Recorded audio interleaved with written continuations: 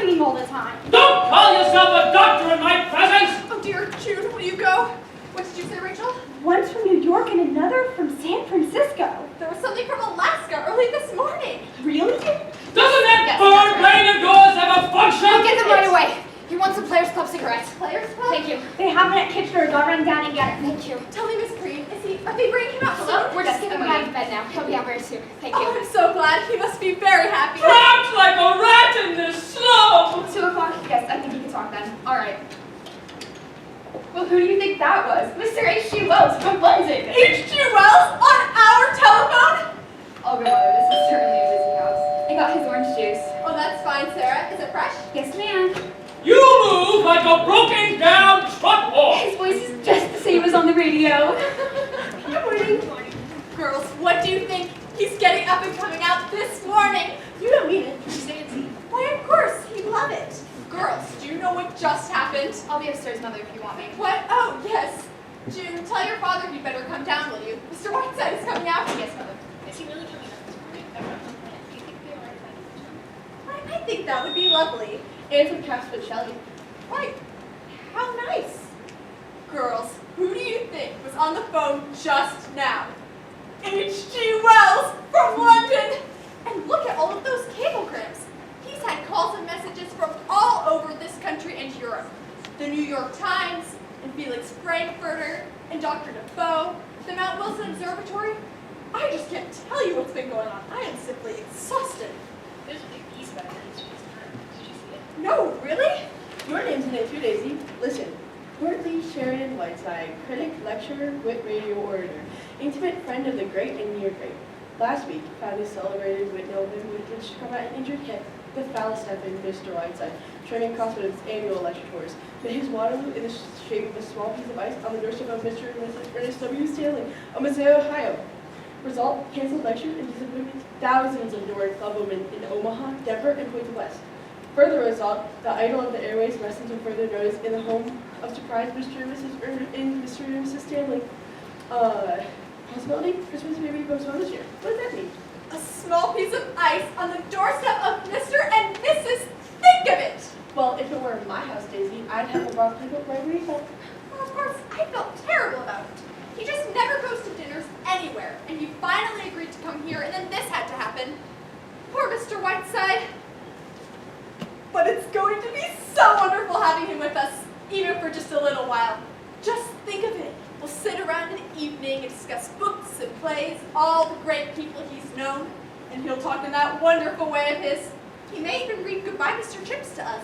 Daisy, I can't wait any longer if Mr. Whiteside... good morning, ladies. Good morning. Ernest, he's coming out any minute, and H.G. Wells telephoned from London, and we're in time. Look. Daisy, I don't like this kind of publicity at all. When do you suppose he's going to leave? Well, he's only getting up this morning. After all, he's had quite a shock, and he's been in bed for 2 full weeks. He'll certainly have to rest a few days, Ernest. Well, I'm sure it's a great honor as being in the house, but it is a little upsetting. The bell going off all the time, the messenger boys running in and out. Excuse me, Mrs. Stanley. Have those cigarettes come yet? They're on the way, Miss Cutler. My daughter went for them. Oh, thank you. This is Miss Cutler, Mr. Whiteside's secretary. How do you do? May I move this chair? You mean he's coming out now? He is indeed. He's coming out? June, Mr. Whiteside is coming out. Mr. Whiteside is coming out. I'm so excited. I just don't know what to do. Me too. I'm really Good morning, Dr. Buckley. Oh, good morning. Well, here we all are, Marian Bright. Bring our little patient out, Miss Green.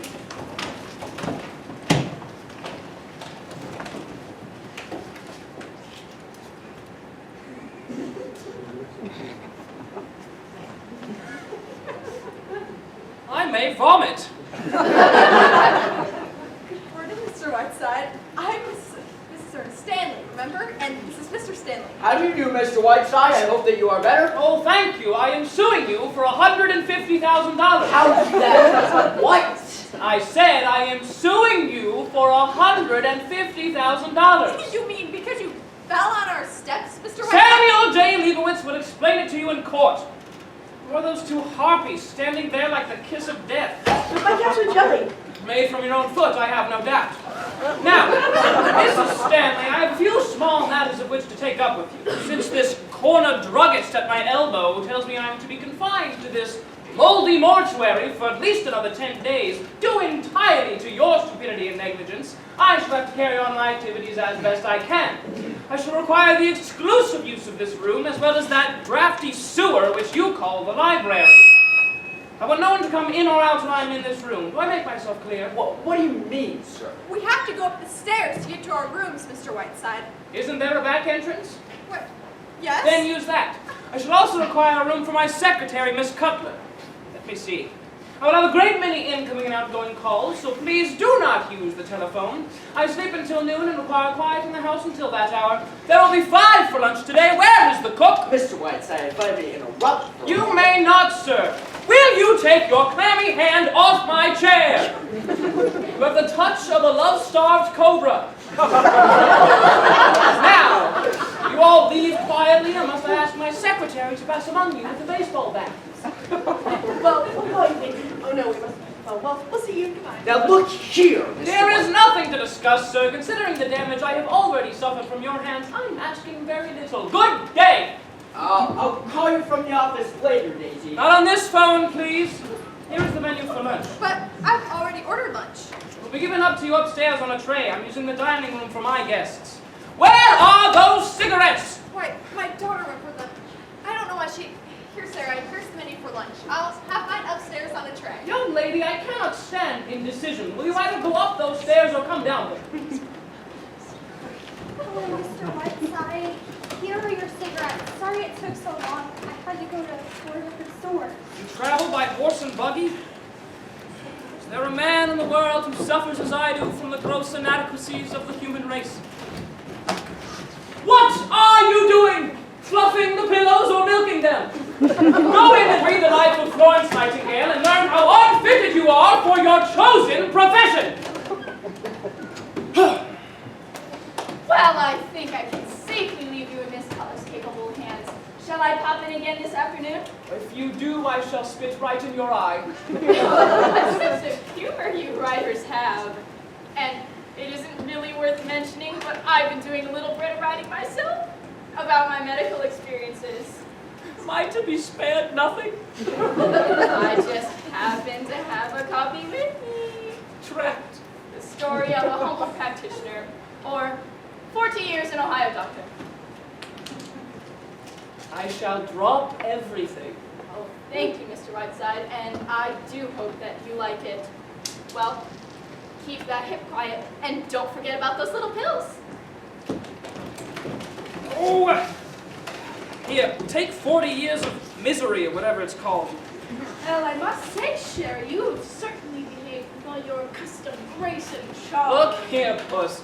I'm in no mood to discuss my behavior, good or bad. I had no desire to cross this cheerless threshold. I was hounded and badgered into it. And now I find myself, after 2 weeks of racking pain, to be accused of behaving without charm. What would you have me do? Kiss them? Well, Sherry, after 10 years, I should try to do anything. I should hope then I should try to do anything about your manners. But when I'm finally through with this job, I may write a book about it all.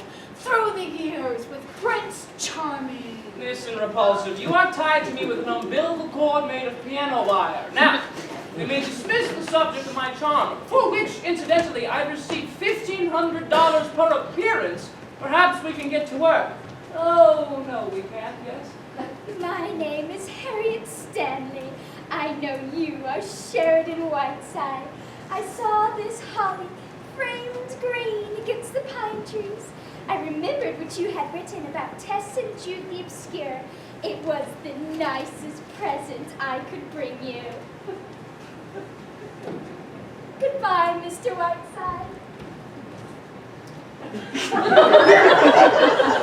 For heaven's sake, what was that? That was Mr. Stanley's sister, Harriet. I've talked to her a few times. She's quite strange. Strange? She's right out of the Hounds of Baskerville. You know, I swear I've seen that face somewhere before. Nonsense, you couldn't.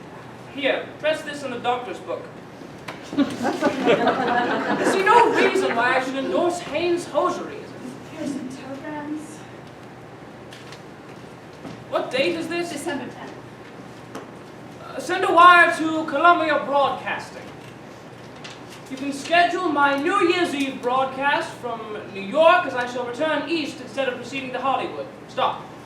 For that broadcast, we'll have as my guests Joshua Heifetz, Catherine Cornell, Schiaparelli, The Lunch, and Haley Salashi with Dr. Alexis Carroll from Shortwave from England, Whiteside. Are you sure you'll be alright that Christmas shit? Oh, of course I will. Send a wire to Mahatma Gandhi, Bombay, India.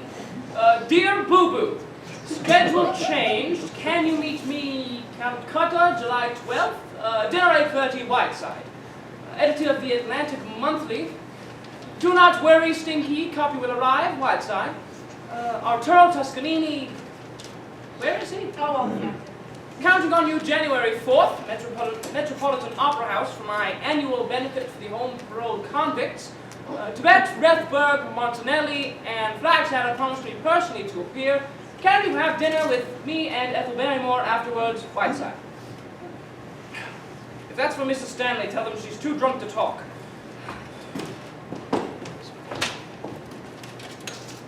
Hello? Yes? Oh, Hollywood. If it's Sam Goldwyn, hang up. Oh, Banjo! Oh, Banjo, give me that phone. Oh, Banjo, you look so excited! Come on, give me that. Oh, are you coming east, Banjo? I miss you. Stop dribbling and give me the phone. In fact, he's screaming at me right now. How are you, you old fawn's behind, and what are you getting me for Christmas? Oh, what news, Banjo, my boy? How's the picture coming? Well, how are Wacko and Sloppo? No, I'm all right. Yes, I'm in good hands. I've got the best horse doctor in town. What about you? Having any fun? Playing any cribbage? What? Ha! Oh, well, don't take all this money. Leave a little bit for me. Your what? Having your portrait painted? By whom? Milt Gross? Not really. No, I return to New York from here. I'll be there for 12 days, and then I go to Dartmouth for the drama festival. You wouldn't understand. Well, I can't waste my time talking to Hollywood riffraff. Kiss Luella Parsons for me. Goodbye. Oh. Banjo took $1,400 from Sam Goldwyn in cribbage last night, and Sam said, Banjo, I'm never playing garbage with you again. What's all this about having his portrait? Salvador Dali. That's all that face of his needs. A surrealist to paint it. Well, what do you want now, Miss Bedpan? It's year bills, one every 45 minutes. Now, where were we? Here's a cable from that dear friend of yours, Lorraine Shelley. Oh, let me read it. Sherry, my poor sweet lamb, have been in Scotland on a shooting party with Lord and Lady Cunard, and only just heard of your poor sweet hip. I'm down here in Surrey with Lord Bottomley sailing Wednesday on the Normandy and cannot wait to see my poor sweet Sherry. Your blossom girl, Lorraine. In the word of the master, I may vomit. Don't be bitter, Puss, just because Lorraine is more beautiful than you are. Lorraine is a fair example of that small but vicious circle you move in. Pure jealousy if I ever heard it. Give me the rest of those. Lorraine Sheldon, Lord Bottomley, my Aunt Fanny. Oh, there's one from Destiny's Taught. Oh, and this little buttercup. Dear baby's breath. What is this I hear about some hip fracture and a bordello brawl? Does this mean our Hollywood Christmas party is off? Finish the new play in Pago Pago, and it's superb. Myself and the ukulele leave Honolulu, in that order. By the way, the Sultan of Zanzibar wants to meet Ginger Rogers. Let's face it, Jane Austen. She does travel, doesn't she? You know, it would be nice for a change if the world went around every Hollywood next week. Why couldn't she stop her over on her way to New York? Or send her a cable. Royal Hawaiian Hotel, Honolulu. If these people intend to have their friends using the front door, What would you have them use? A rope ladder? I will not have a lot of mildewed pus bags rushing in and out of here when I'm trying to do all of my work. Good morning, Sarah. Nobody's home. The Stanleys have been arrested for bootlegging. Go away. Good morning, Mr. Whiteside. I'm Jefferson of the Azalea Journal. Get rid of him, Maggie. Excuse me. Mr. Whiteside is saying no. Really? Will you please excuse us? You know, if I'm going to be insulted, I like to be my Mr. Whiteside himself. I never did like carbon copies. Touche if I ever heard one. Oh, and Mazelia, too. Maggie dear. Will you please leave? How about an interview, Mr. Whiteside? I never give them. Go away. Mr. Whiteside, if I don't get this interview, I lose my job. That would be quite all right with me. You don't need that, Mr. Whiteside. You used to be a newspaper man yourself. You know what editors can be like. Well, mine's the toughest one that ever lived. You won't get around me that way. If you don't like him, get off the paper. Yes, but I happen to think it's a good paper.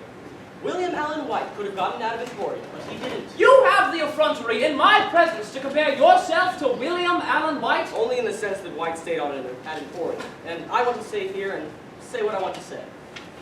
Such as what?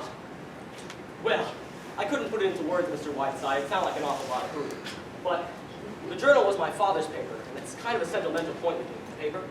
I'd like to carry on where he left off. I see. So you own the paper, huh? That's right. So then this terrifying editor, this dreaded journalistic apocalypse is you yourself? In a word, yes. I see.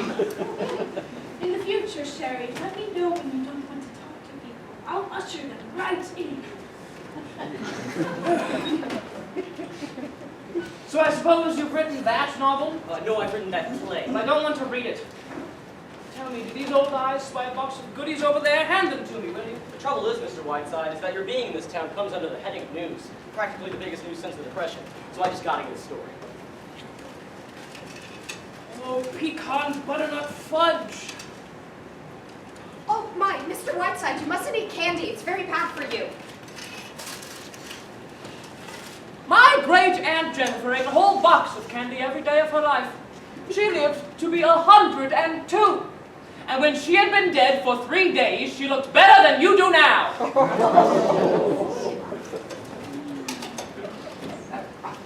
What were you saying, young fellow, or about to say? Well, at least I can report to my readers that chivalry is not yet dead. We won't discuss that. Well, now that you've won me with your pretty ways, what is it you would like to know? How about a brief talk on murders? You're practically an authority on murder as a fine art. My dear boy, when I talk about murders, I get paid for it, so don't expect to get it for nothing. I made more money out of that Snyder Gray case than the lawyers did. Well, how long are you going to be in Mazelia? What do you think of Mazelia? Where are you going? Things like that. And all right. A, Mazelia is a town of irresistible charm. B, I cannot wait to get out of it. And C, from here I go to Crockfield for my semi-annual visit to the Crockfield Home for Paroled Convicts, for which I have raised over $500,000 in the past 5 years. From there I go to New York. Have you ever been to Crockfield, Jefferson? No, I haven't. I always meant to. As a newspaper man, you ought to go. It's only about 75 miles from here. Did you hear the story of how Crockfield started? No. Sit down, Jefferson. Make yourself comfortable. One misty St. Valentine's Eve, the year was 1901. A little old lady who had given her name to an era, Victoria, lay dying in Windsor Castle. Maud Adams had not yet caused every young heart to swell as she tripped across the stage as Peter Pan.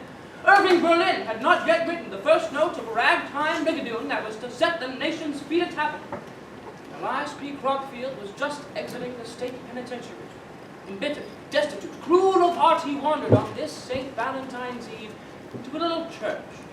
There was no godliness in his heart that night, no prayer upon his lips. In the faltering twilight, Elias P. Crockfield made his way towards the poor box. With his calloused fingers, he clutched at the few pitiful coins within. Then, a child's wavering treble broke the twilight stillness. "Please, Mr. Man," said a little girl's voice, "won't you be my Valentine?" Elias P. Crockfield turned.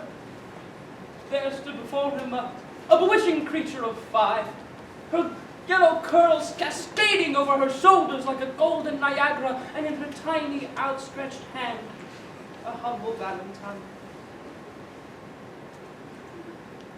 In that one crystal moment, a sealed door opened in the heart of Elias P. Crockfield, and in his mind was born an idea. 25 5 years later, 3,000 ruddy-cheeked convicts were gambling across the broad lawns of Crockfield home, frolicking in the depths of its swimming pool, broadcasting their own radio orchestra from their own radio station. Elias P. Crockfield has long since gone to his maker, but the girl of golden curls, now grown into lovely womanhood, is known as the Angel of Crockfield, for she is the wife of the warden. And in the main hall, between a Rembrandt and an El Greco, there hangs in a simple frame that humble Valentine. And in the men's washroom, every Christmas Eve, the ghost of Elias P. Crockfield appears at one of the booths. Will you sign this, please? This aging debutante, Mr. Jefferson, I retain in my employ solely because she is the only support of her two-headed brother. I understand completely, Mr. Whiteside. You've been very kind. By the way, I'm a cribbage player if you need one while you're in town. Fine. How much can you afford to lose? I typically win. We won't discuss that. Come back at 8:30. We'll play three-handed with Halsey Dinsmore. All right. Sherry! Mets! That's your incredible beetle hound. What are you doing here? I explained, but first I kissed my little Maggie. Metz, darling, what a wonderful surprise! Jefferson, this is Professor Adolph Metz, the single greatest authority on insect life. How do you do? Well, Sherry, Metz, stop looking at me adoringly and tell me why you are here. you are sick, so I come to cheer you. Jefferson, Metz writes, he would spend 2 years in a cave with nothing but plant lice. He writes 3 pages in the Encyclopedia Britannica. Don't you, my little bookworm? Please, Sherry, you embarrass me. Look, I have brought you a present to while away the hours. I said to my students, and I said, boys and girls, I want to give a present to my sick friend, Sheridan Whiteside. So, you know what we did? We have made for you a community of Paraplaneta Americana, commonly known as the American cockroach. Behold, Sherry! Road City! Inside here are 10,000 cockroaches. 10,000? And if all goes well, in this 1 week, Sherry, there will be 50,000. 50,000? If all goes well? What can go wrong? They're in there, aren't they? These, Maggie, these are my cockroaches. You watch them, Sherry. Well, they live out their whole lives. Look. See, here's the maternity hospital. There's a house of baby. Here's the bank. Where they participate in a laissez-faire economic society and take out small business loans. Very small business loans. They do everything that human beings do. Cockroaches. Oh, Maggie, please. If you lean in close, you listen to the mating calls. You see, there are tiny microphones down inside. How long has this been going on for? Oh, they are escaping everywhere. Cockroaches in this house. I beg your pardon? Mr. Whiteside, I don't know who this man is, but I will not stand Then here. go upstairs. Oh, these must be my luncheon guests. Betts, you're staying for the day, of course? Certainly. Jefferson, stay for lunch? Glad to. Maggie, tell them there'll be 2 more. Come right in. Jefferson, these are the fruits of that humble Valentine. These convicts, now serving the final months of their prison sentence, have chosen to spend their days in the ivy-covered walls of Crockfield. They've come to me today to learn from you a little bit of its tradition. I envy you your great adventure. You're Michelson, aren't you? The butcher shop murders? Thought I recognized you. Oh, and the other one, Jefferson, is Henderson, the hatchet fiend. Always used to chop them up in a salad bowl, remember? Oh, yes. Lunch is ready, Mr. Oh, Whiteside. great. Go right ahead. May I help you? Oh, yes, thank you. We're having chicken tetrazzini and cherries jubilee for dessert. I hope every little tummy is aflutter with gastric juices. Sarah, close the door. We don't want a lot of people prying on their betters.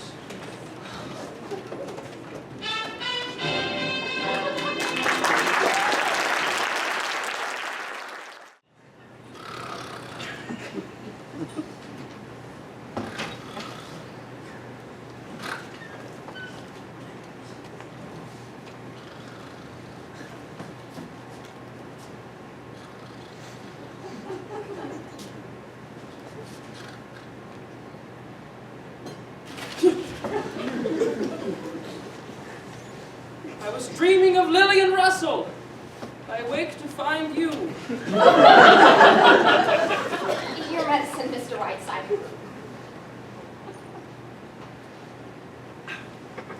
What time is it? About 6:30. Where is Miss Cutler? She went out Out? with Mr. Jefferson. All right, we're turning the lights up, Mr. Whiteside. Oh, yes. Go right ahead, Sarah. And I have something for you, Mr. Whiteside, made special. Oh, you do, my souffle queen! Here it is, Mr. Whiteside. In those deft hands of the art of Michelangelo. Let me taste the new goodie. Poetry! Sheer poetry! I put a touch of absinthe in the dough. Do you like it? Ambrosia. And I got you your terrapin Maryland for dinner. I have known but 3 great cooks in my time. The Khedive of Egypt has one, my great-aunt Jennifer another, and the third, Sarah, is you. Oh, hi, Mr. Whiteside. Tell me, how would you like to come to New York and work for me?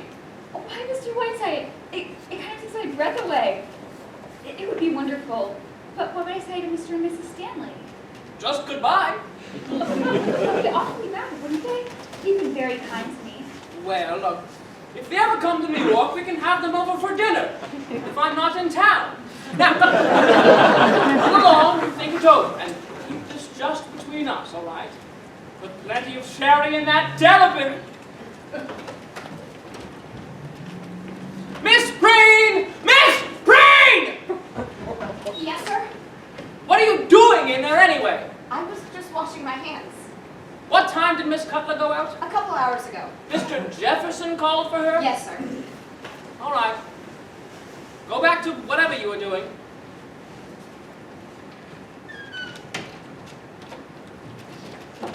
Dear Mr. Whiteside, may I show you a few mementos of the past? I somehow feel that you would love them as I do. Why, of course. Miss Stanley, haven't we met somewhere before? Oh, no, I would have remembered. It would have been one of my cherished memories. Like these. Oh, yes. Look, here I am with my first sweetheart under our lovely beechwood trees. I was 8 and he was 10. I have never forgotten him. What happy times we had.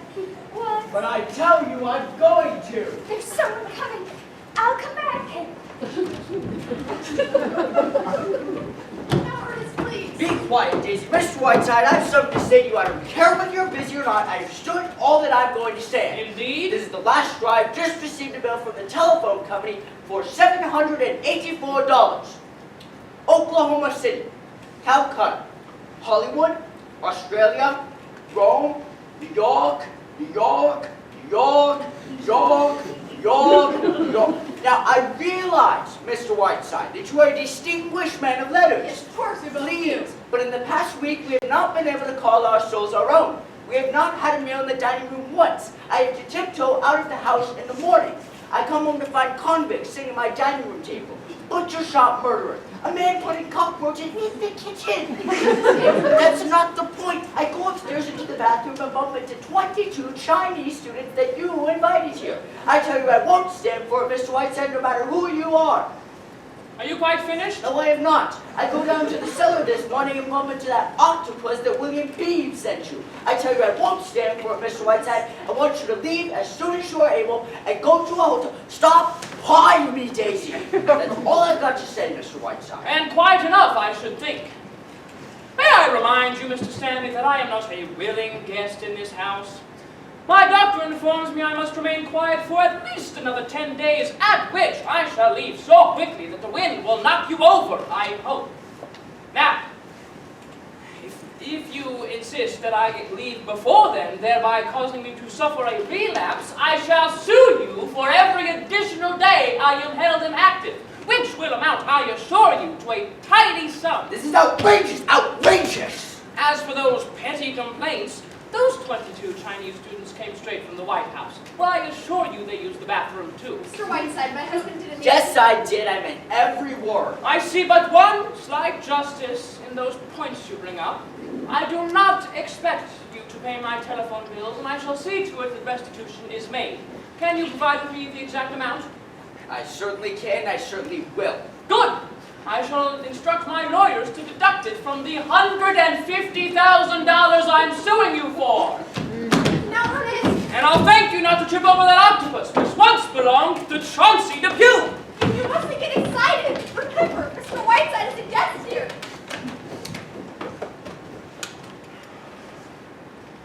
Hello, Journal? Yes, has a Mr. Jefferson arrived yet?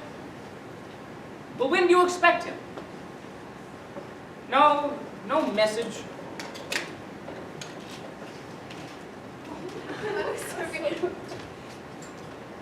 Oh, come here, you two. Come on, I'm not going to bite you. Now this. I am by nature a gracious and charming person. If I be honored, it is even on the side of kindness and amiability. I've been observing you two for this past week, and you seem to me to be extremely likable young people. I'm afraid that when we first met, I was definitely unpleasant, and for that I am sorry. And I would hope that in the future you would not treat me like something out of Edgar Allan Poe. Do you like this ascot? Thank you, Mr. Whiteside. This makes things much pleasanter. And I think your ascot is very pretty. Well, now that we're on speaking terms, Mr. Whiteside, I can say that I've been admiring all of your ascots. Do you like this one? I certainly do. It's yours! Thanks. Really, this curious legend that I'm a difficult person is completely unfounded. Ice skating? Ah, me. I used to cut figure eights myself, arm in arm with Betsy Ross, waving the flag behind us. It's wonderful ice. Miss Cutler and Mr. Jefferson were there. Maggie, ice skating? Yeah, and she's good too. I got a marvelous picture of her. Were they still there when you left? I think so. Yes, they were.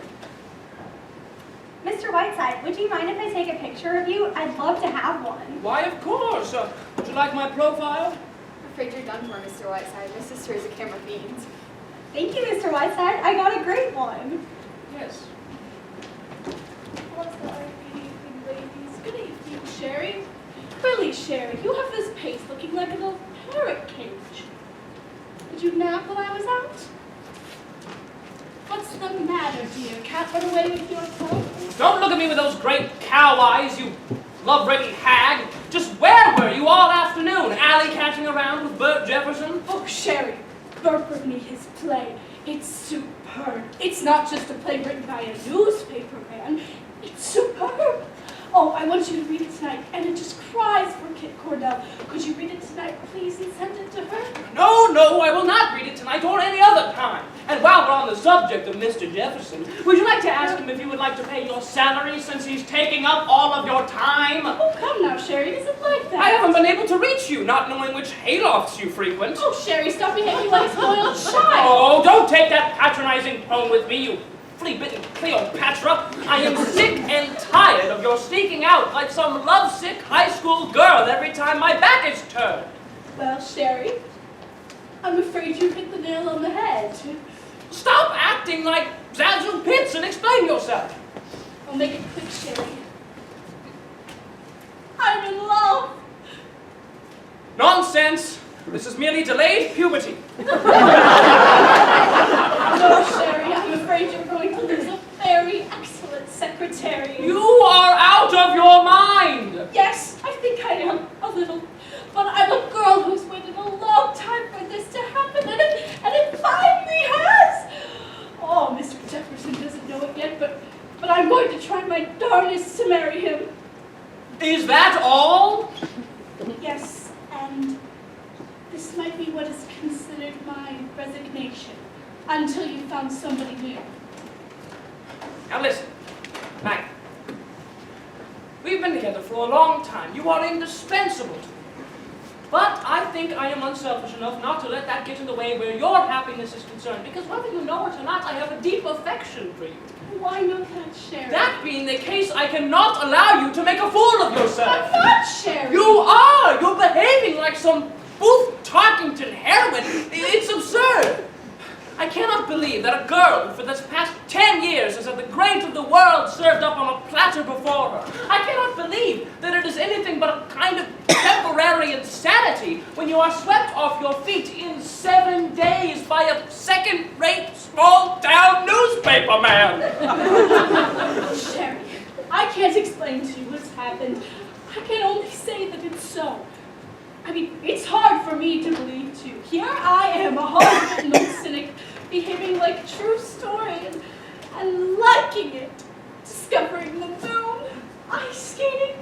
Oh, I keep laughing to myself all the time, but there it is. Oh, what can I do about it, Sherry? I'm in love. We're leaving tomorrow. Hip or no hip, we're leaving tomorrow. I don't care if I fracture the other one. Get me a train schedule and start packing. I'll pull you out of this, Miss Stardust. I'll get those ants out of those moonlit pants. It's no use. I'd be on the next streamline train. It's completely unbelievable. Do you see yourself, the wife of the editor of the Mazzelia Journal, with an evening at the home of Mr. and Mrs. Stanley, Mr. and Mrs. Poopface, and members of the local Hawk Club? Sherry, I've had 10 years, the great figures of our time, and don't think I'm not grateful to you for it. They've been happy years, Sherry, exciting and stimulating years, but a girl can't laugh all the time. There comes a time when she wants Bert Jefferson. Oh, you don't know Bert, Sherry. He's kind and he's unassuming and oh, I love him. And that's all. I see. Well, I remain completely unconvinced. You are drugging yourself into this Joan Crawford fantasy, and before you become completely anesthetized, I shall do everything in my power to bring you to your senses. Now you listen to me, Whiteside. I know you. Lay off. I know what kind of a devil you can be. I've seen you do it to other people before, but don't you dare do it to me. Don't drug yourself into the idea that all you're thinking of is my happiness. You're thinking of yourself a little bit too, in all those months of breaking in somebody new. I've seen you in a passion before when you couldn't dine in Calcutta on July 12th with Boo Boo. Well, that's too bad, but there it is. I'm going to marry Bert if they'll have me, and don't you dare try any of your tricks. I'm on to every last one of them. That's my message for you, Big Lord Fauntleroy.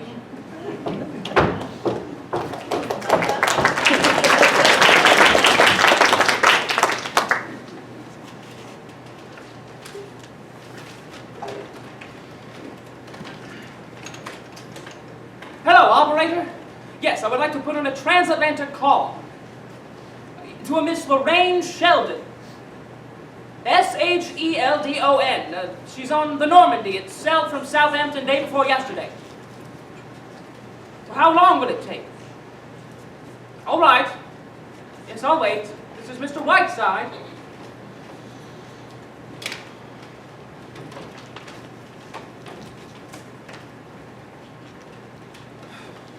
Good evening, Sarah. Good evening, Doctor. Good evening, Mr. Whiteside. Good evening, Doctor. Now, what could be the best news that I could possibly bring you? You have hydrophobia. No. Mr. Whiteside, you are a perfectly well man. You could get up and walk right now. You could leave here tomorrow. What do you mean? Well, I looked at those x-rays again this afternoon, and do you know what? I've been looking at the wrong x-rays. I've been looking at old Miss Moffat's x-rays this whole time. You are perfectly and completely well. Lower your voice, will you? What's the matter? Aren't you pleased? Delighted, naturally, but it comes at a very curious moment. Doctor, I have some great news for you. I've been reading your book, 40 Years... An Ohio doctor, yes? Yes, I consider it extremely close to being one of the greatest literary contributions of our time. Mr. Whiteside, So strongly do I think this, in fact, that I have a proposition for you. Here and there, the book is a little uneven, a little rough. like to stay here in Mazalia and work with you on it. Mr. Whiteside, I would be so terribly honored. Yes, there is just one small issue. If my lecture bureau and radio sponsors were to find out that I am well, they would insist on me fulfilling my duties, thereby causing me to leave Mazalia. So we must not tell anyone, not anyone at all, that I am well. I see. Not even Miss Cutler, do you understand? Oh, I won't tell a soul. Not even Mr. Bradley. That's fine. No, Mr. Whiteside, when do we start work? Tonight? I've got just one patient that's dying, and then I'll be completely...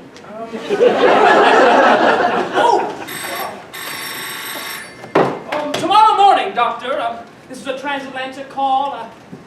Oh, yes? Yes, this is Whiteside speaking. Who's calling?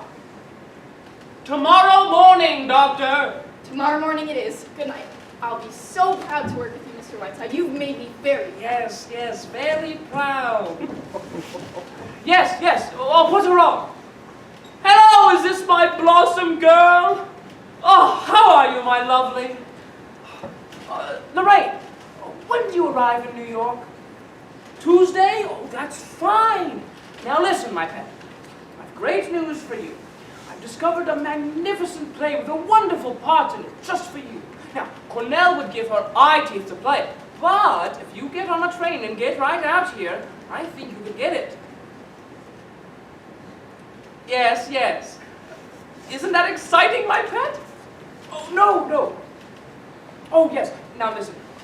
Cornell would love it, but if you get on a train, get right out here, and if you play your cards right, I think you could swing it. Oh, no, he's young and attractive and just your dish, my dear. Oh, and listen, don't send me any messages. Just get on a train and get right out here. All right. Goodbye, my Blossom. Hurry on out here. Goodbye.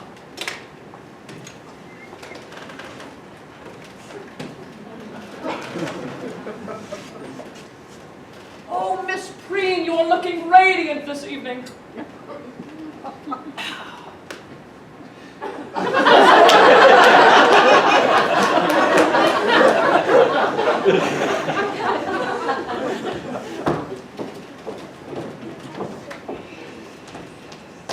Sherry, I apologize for what I said earlier.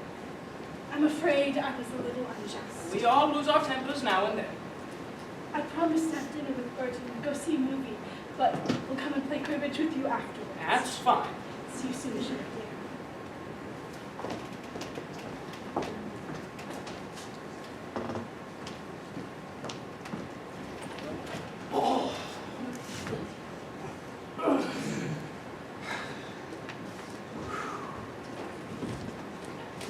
I's just a widow rabbit in the sunshine. I's just a widow rabbit in the rain. My neighbor on my bed asleep all morning.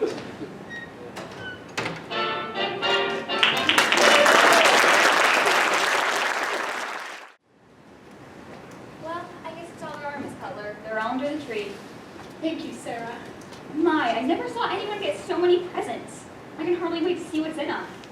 When will Mr. Whiteside open them, Miss Cutler? Well, Sarah, you see, Christmas is Mr. Whiteside's personal property. He invented it, and it belongs to him. Tomorrow morning, when he opens those presents, they'll be the biggest fuss you ever saw. My, look where he's got presents from. Shirley Temple, William Lyon Phelps, Billy Rose, Ethel Waters, Somerset Maugham. My, I can hardly wait for tomorrow. My, it certainly is wonderful. And Mr. Whiteside's tree is so beautiful, too. Mr. and Mrs. Stanley have to put theirs in their bedroom, you know. They can hardly undress at night. Good evening, Sarah. Good evening, Mr. Jefferson. Merry Christmas. Good evening, Maggie. Merry Christmas. Say, business is good, isn't it? My, what a weekly radio hour and a little bit of quiet blackmail will get you. What did his sponsors give him? I hear a supply of their product. Cream of mush. Well, I'm sure he'll give it right back to them over the air. Oh, wait till you hear tonight's broadcast, old fella. It's so sticky I haven't been able to get my fingers off of it since I copied it. I'll bet. Look, I'll come clean. Under the influence of God knows what, I have just gone and bought you a Christmas present. Why, Mr. Jefferson, sir. Only I'd like for you to come downtown with me and see it before I throw away my hard-earned money. What? Bert, that's so sweet of you. What is it? A 2-year subscription to Reader's Digest. So you think I'm going to tell you here? Come downtown and see. Well, all right. Sherry, I'm going out for a bit with Horace Greeley. I'll be back soon. Noel, Mr. W. How about some cribbage later tonight after your broadcast? No, I will not play cribbage with you, Klondike Harry. Where are you off to now, Madam Butterfly? I'm being given a Christmas present. Anything you want done downtown, Sherry? Yes, bring baby a lollipop. What are you getting me for Christmas, Jefferson? I've enriched your feeble life far beyond your capacity to repay me. Yes, I assumed as such, so I have gotten you nothing. Well, I was giving you my old trust, but now I shan't. What time are those radio men coming? About 6:30. I'll be here, but you've got to cut, Sherry. You're about 4 minutes over. And by the way, there is a cable here from Beverly Carlton. She says she doesn't know what train she can get out of at Chicago, but she'll be here sometime this evening. Great. Is she staying today? No, she has to get right out again. She sails Friday in the Queen Mary. Think I could peek in at the window and get a look at her? Beverly Carlton used to be one of my heroes. Used to be, you ink-stained hack. Beverly Carlton is the single greatest talent in the English theater today. Take this illiterate numbskull out of my sight, Maggie, and don't bring him back. Yes, Mr. Whiteside, sir. I won't get back until Beverly Carlton gets here.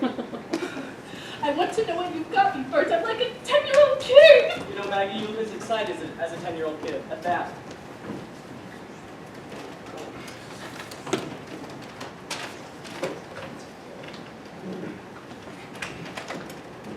Hello, give me the Mansion House, please. Hello, Mansion House? Has a Miss Lorraine Sheldon arrived yet? S-H-E-L-D-O-N. She hasn't, eh? All right. How about now? All right.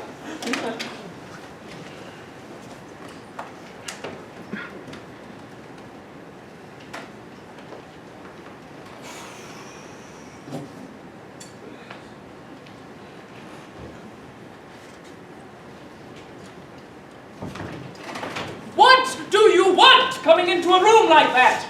But I wasn't coming in, I was coming out. Miss Green, you are obviously in this room. That is true, isn't it? Yes, it is. Therefore, you came in. Hereafter, please knock.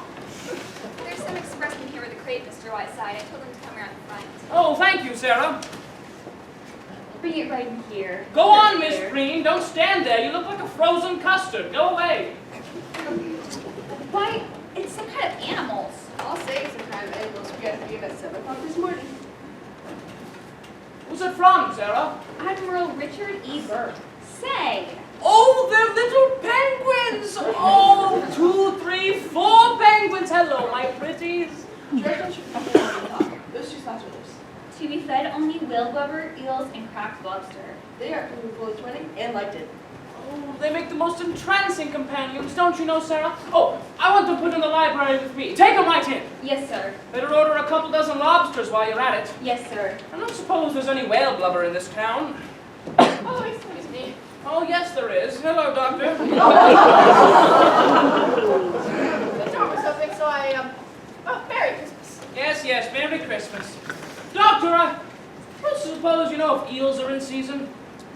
How's that? Never mind, I was a fool to ask you. I opened those 2 slats a little, Mr. Whiteside. He seems so crowded in there. Thank you, Sarah. Mr. Doctor, Whiteside. I'm very sorry you happen to come in now. I have to practice my yogi exercises. Mr. Whiteside, it's been a week now. My foot. You know, when are we going to start work on my foot? Oh, good evening, Miss Green. Good evening, Dr. Crackwood.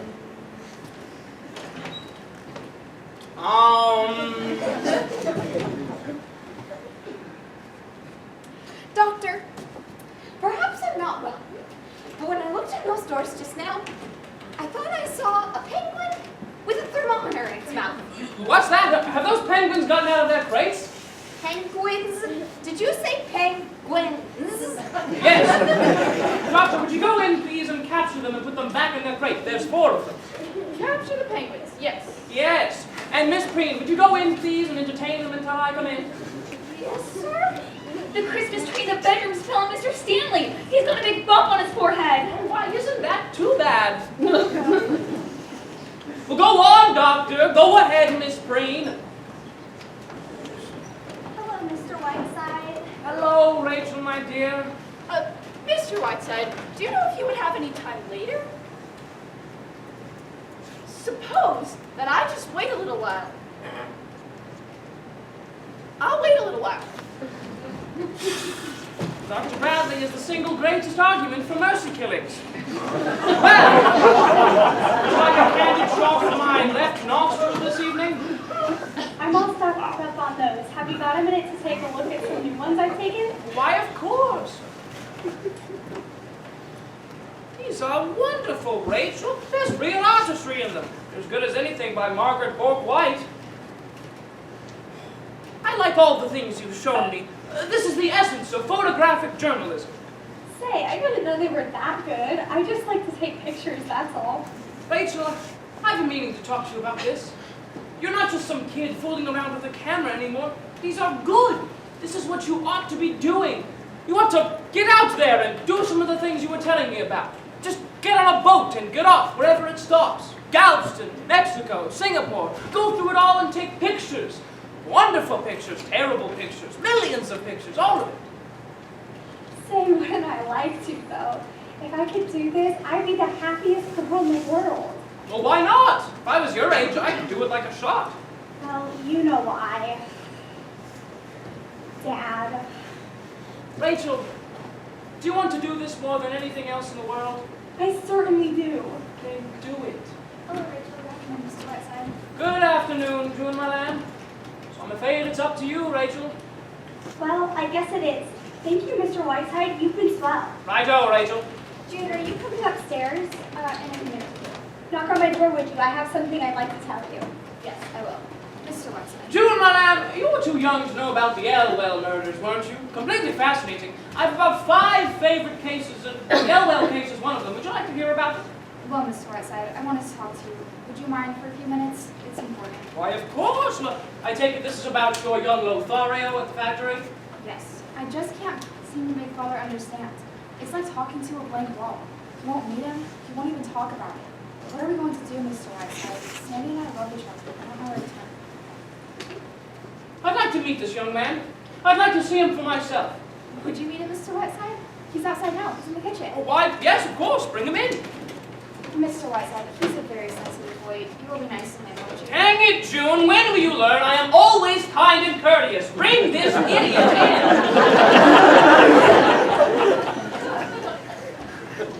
Here he is, Mr. Whiteside. This is Sandy.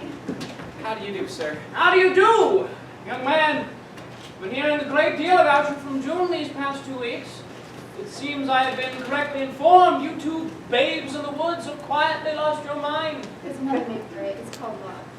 Well, you've come to the right place. Dr. Sheridan Whiteside. Broken hearts mended.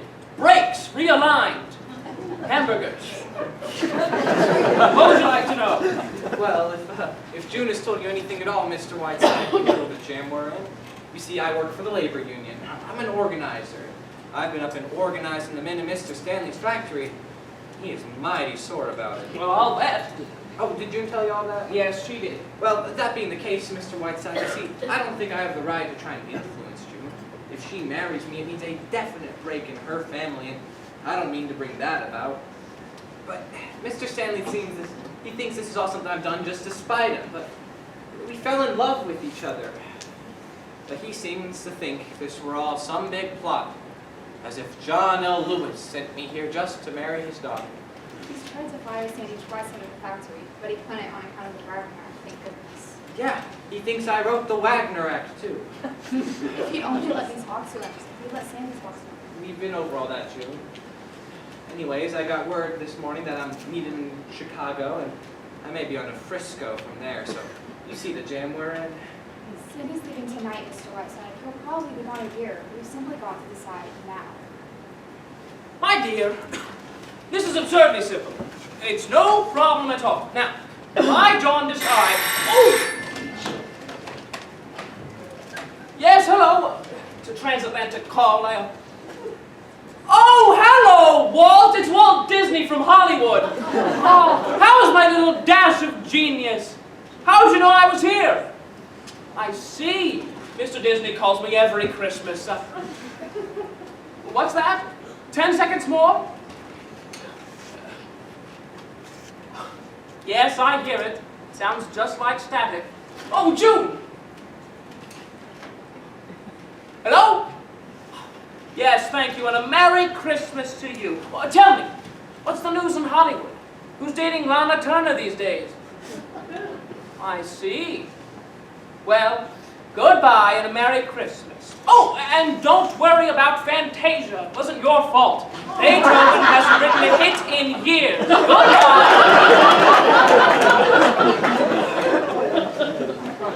You know what that was you just heard?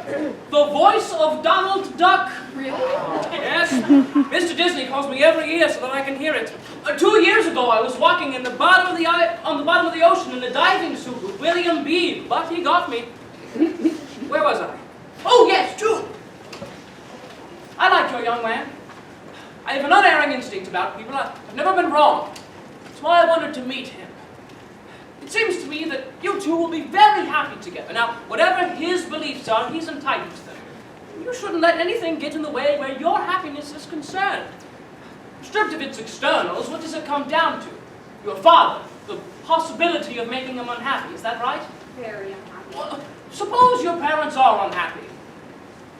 Builds character. I mean, look at me. I left home at age 4 and haven't been back since. They hear my voice on the radio. That's enough for them. Your advice then is to go ahead, Mr. Whiteside? It is. Marry him tonight, June. You mean that, Mr. Whiteside? No, I mean you should marry Hamilton Fish. If I didn't mean it, I wouldn't have said it. What do you want me to do? Say it all over again? My own opinion is you're not worthy of this young man.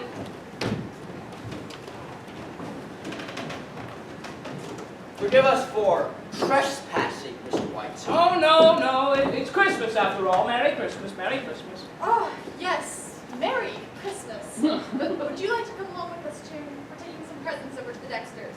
No, thank you, Mother. I have to write some letters. Come on, Daisy. Why, Mr. Stanley, whatever happened to your forehead? Did you have an accident? No, I'm taking boxing lessons. Go ahead, Daisy.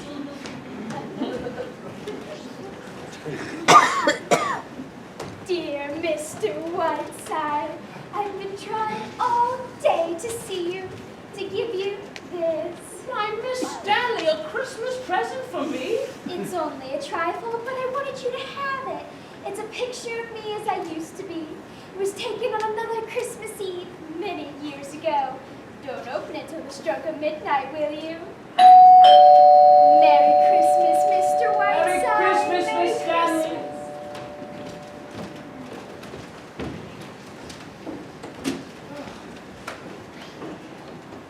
This is the Stanley residence, isn't it? Yes, it is. Very good. I've come to see Mr. Whiteside. Please tell him Miss Shelton is here. My blossom girl! Sherry, my Oh. sweet! Darling, look at that poor, sweet, tortured face.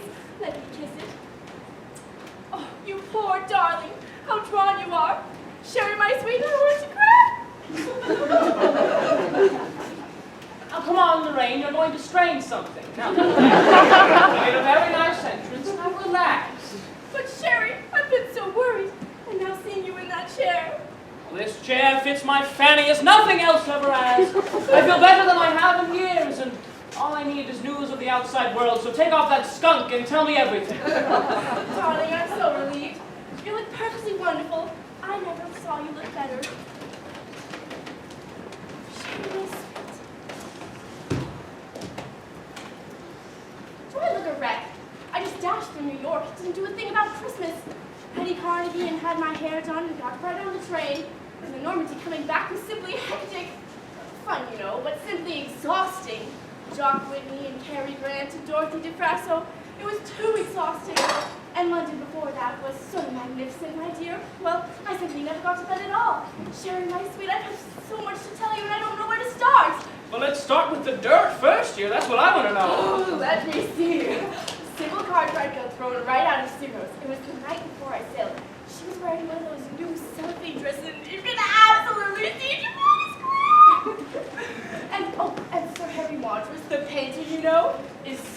mother for disorderly conduct. It's just shocked everyone. And, oh, before I forget, Anthony Eden told me that he's going to join our New Year's broadcast, Sherry, and Beatrice Lilly has a message for me.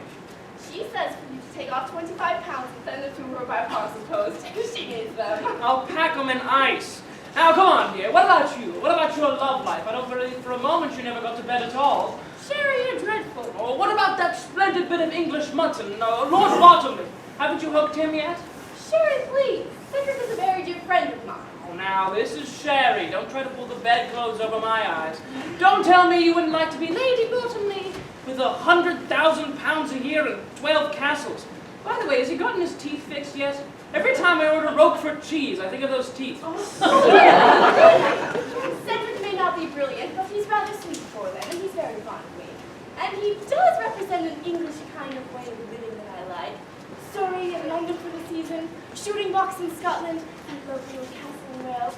You were there, Sherry. You know what I mean. I do indeed. And really, Sherry, well, I don't see why not. If I can't marry Cedric, why shouldn't I? Shall I tell you something, Sherry? I think of something he said just before I left. You may finally be getting around to it. It wasn't definite, mind you, but don't be surprised if I am Lady Bottomley before very long. Lady Bottomley. Won't Kansas City be surprised? However, I shall be a flower girl and give the groom an iron toothpick as a wedding present. Now, let's hear more of your skullduggery. Well, Mr. Whiteside. No, not now. I'm busy. Who's that? She's fixing the plumbing. Now, come on. Go ahead. But Sherry, what about this play? After all, I've come all the way here from New York, even on Christmas Eve. All right. Where is it? Can I read it? Here's the situation. This young author, his name is Mr. Bert Jefferson, sent me the play with the understanding that I give it to Kit Cornell. It's a magnificent part, and I feel disloyal to Kit. Sherry. Anyhow, here you are. Now, I've done this much. The rest is up to you. Just how you'll go about persuading him, I'm sure you know more about than I do. Darling, you're wonderful. Does he know I'm here, Mr. Jefferson? Oh, no. You're just out here visiting me. You'll meet him and get him to take you to dinner, work your way around to the play. Well, good grief, I don't need to tell you how to do these things. How'd you get all those other parts? Sherry. Well, I'll just go back to the hotel and slip into something more attractive. I just dumped my bags and rushed right over here. Darling, you're wonderful. All right, go and get into your working clothes and come back and spend Christmas Eve with Sherry, and I'll have Jefferson on tap. By the way, who do you think's paying me a flying visit tonight? None other than your old friend and co-star, Beverly Carlton. Ugh. Beverly, I thought she was being glamorous again on a tramp steamer. Now, don't be bitter just because Beverly's got better reviews than you did. Don't be silly, Sherry. I never read reviews. I simply wouldn't care to act with her again. She's not staying here, is she? I hope not. Temper. No, she's not. Where'd you get that diamond clip, dear? That's a new bit of loot, isn't it? Oh, haven't you seen this before? Cedric gave it to me for his mother's birthday. She was simply furious. Look, darling, I've got a taxi waiting outside. If I'm going... Sherry, you won't believe I think... Why, hello, Maggie. I knew you must be around here somewhere. How are you, my dear? Santa's been at work, my pet. The rain just dropped out of the blue and surprised us. Hello, Lorraine. Who's that, Bert? Come in here, Bert. Bert Jefferson, this is Miss Lorraine Sheldon, young newspaper man, Miss Lorraine Sheldon. How do you do? How do you do? I didn't quite catch the name. Mr. Jefferson? That's right, my pet. Why, Mr. Jefferson, you don't look like a newspaper man. You don't look like a newspaper man at all. Really? I thought it was written all over me in neon lights. Oh, no, not at all. I should have said you were, I don't know, an aviator, an explorer or something. I have that same kind of dash about them. I'm simply enchanted with your town, Mr. Jefferson. It gives one such a warm, gracious feeling. Tell me, have you lived here all your life? Practically. Now, Lorraine, if you would like to hear his entire life story, kindly do so on your own time. Maggie and I have to get to work. Get out of here, Jefferson. On your way, Blossom Girl, on your way. He's the world's rudest man, isn't he? Can I drop you, Mr. Jefferson? I'm heading back to the mansion house, I think it's called. Thank you, but I've got my car. Suppose I drop you? Oh, would you? That'd be lovely. We'll send a taxi right off. See you in a little while, Sherry. Bye, Maggie. Bye, Maggie. Say, Mr. Whiteside, I am invited back for dinner, am I not? Yes, at Christmas I always feed the needy. Now, please, stop oozing out and get out. Come on, Mr. Jefferson. I want to hear more about this delightful little town of yours. And I want to know a great deal about you, too. much time did those radio men say they wanted out? 4 minutes? That's right, 4 minutes. She's looking very well, isn't she? What's that? Who? Oh, the Countess D. Pushover. Quite a surprise, wasn't it? Her dropping by like that. What? Oh, yes, yes. Now come on, Maggie, come on, get to work, get to I work. mean, she must have gone through New York on a dose of salts. How long is she going to stay? Oh, a few days. Oh, and there was Lorraine, snug as a bug in a bed on the Normandy. And she was... Julius Caesar. Now, Sherry, dear, we'll talk a bit. Maggie, just because a friend of mine happens to drop on by does not mean that there is any influence I have a hunch that's Beverly. Oh, go see if it is. Oh, run, Maggie, run! Bye! Beverly, darling! Come in here, you Piccadilly pen pusher. Gaze upon a soul in agony. Oh, please, don't tell me how you are, Sherry dear. I want none of the tiresome details. I have only a little time, so the conversation will be entirely about me. And I shall love it. Shall I tell you how I glittered through the South Seas like a silver scimitar? Or would you rather hear how I frolicked through Zambezia, finishing a 3-act play at the same time? Magpie dear, you are the moonflower of my middle age, and I love you very much. Say something tender to me. Beverly, darling. That's my girl. Now then, Sherry, without going into mountainous waves of self-pity. How are you? I'm fine, you presumptuous cockney. How was the trip? Wonderful? Fabulous! I did a fantastic amount of work. By the way, did I glimpse that little boudoir butterfly, La Sheldon, in a motor car as I came up the driveway? You did indeed. She's paying us a Christmas visit. Dear girl. They do say she set fire to her mother, but I don't believe it. Now then, Sherry, my evil one. Not only have I written the finest comedy since Moliere, but also the best review since my last one. And in operetta, it frightens me, it's so good. I shall play it for 8 weeks in London and 6 in New York. That's all. No matinees. After, I am off to the Grecian Islands. Magpie, why don't you come along? Why don't you desert this cannonball of love and go with me? Oh, Beverly, you're catching me at a good time. Beverly, how's Hollywood? How long were you there? 3 unbelievable days. I saw everyone from Adrian to Zanuck. They came, poor dears, as if to a shrine. I was insufferably charming and ruthlessly firm in refusing $7 million for 2 minutes' work. How about my banjo? Did you see my wonderful banjo when you were in Hollywood? I did indeed. He gave a dinner for me. I arrived in white satin and purse, to be met at the door by 2 of his very own butlers, one of whom held a cup of tea. After, I was ushered into a room with Norma Shearer, Claudette Colbert, and Aldous Huxley, among others, only to discover that the tea was in fact petrol. Dear sweet, incomparable banjo! I remember the summer at Antibes when Banjo put a microphone under Lorraine's mattress and waited the next day at lunch. We were laughing at her snoring. Oh, I remember it indeed. Lorraine left Antibes by the next boat. Oh, I wish Banjo were here now. What's wrong, Magpie? Is Lorraine being her own sweet, sick-making self? Oh, you would take her with you to the Grecian Islands, would you? For me, Beverly. Now, Lorraine has gallantly given up her own Christmas to spend it with me. Oh, I knew I hadn't been at Death Rehearsals too long. Mr. Whiteside! No, please, no. Have you kidnapped someone, Sherry? Yes, that was the Lindbergh baby. Now, is this something juicy? Juicy as a pomegranate. It is the latest report from London on the winter maneuvers of Lorraine Sheldon against the left flank, in fact, all flanks, of Lord Cedric Bottomley. Listen, Lorraine has just left us all in a cloud of Chanel No. 5. Since September, in her relentless pursuit of his lordship, she has paused only to change outfits and check her oil. She has chased him panting from castle to castle, until he finally took refuge in the gentleman's laboratory of the House of Lords for several weekends. Practically no one is betting on the Derby this year. We are all making book on Lorraine. She is sailing tomorrow on the Normandy, but would quickly return on the Atlantic Clipper, if possibly so much as belches in her direction. Have you ever met Lord Bottomley, Magpie, dear? No, I don't believe I have. Not the very good shooting today, but blasted. Only 6 partridges with 4 grouse and the Duke of Sutherland. That's Bottomley to his very bottom. Whipping debate in the house today. Old Basil spoke for the 3 hours to drop the dead at the end of it. Ripping. Surely, Beverly, nobody sounds like that. It's so good, it's uncanny. Dang it, Beverly! Why must you race right out of here? I never see enough of you, you ungrateful moppet.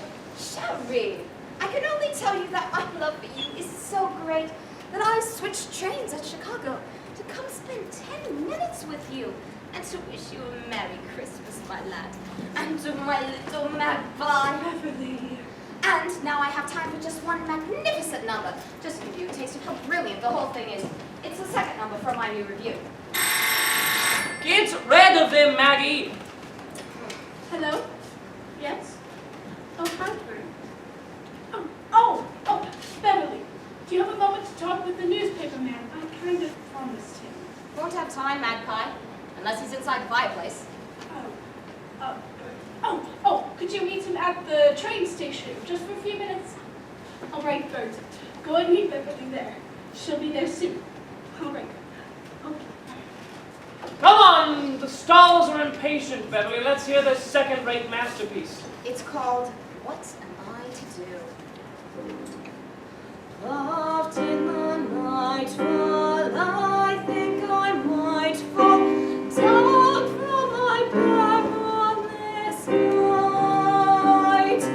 Deep in the heart of me, always a part of me, quivering, shivering light. One little lady and a shady shadows of time, bomb you with their winged desire, singe you with their sultry fire. Softly a fluid druid meets me, golden and golden, a dawn that greets me, cherishing, so perishing, up to the stars like mine.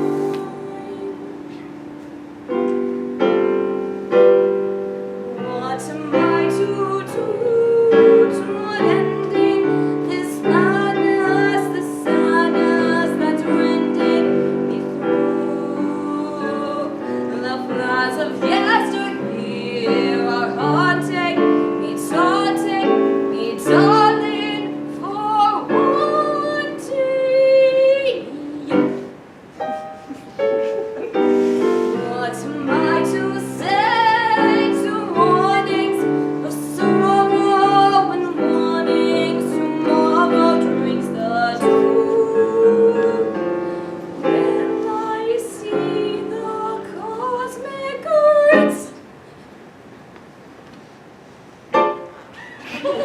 Shattered and scattered to bits. What not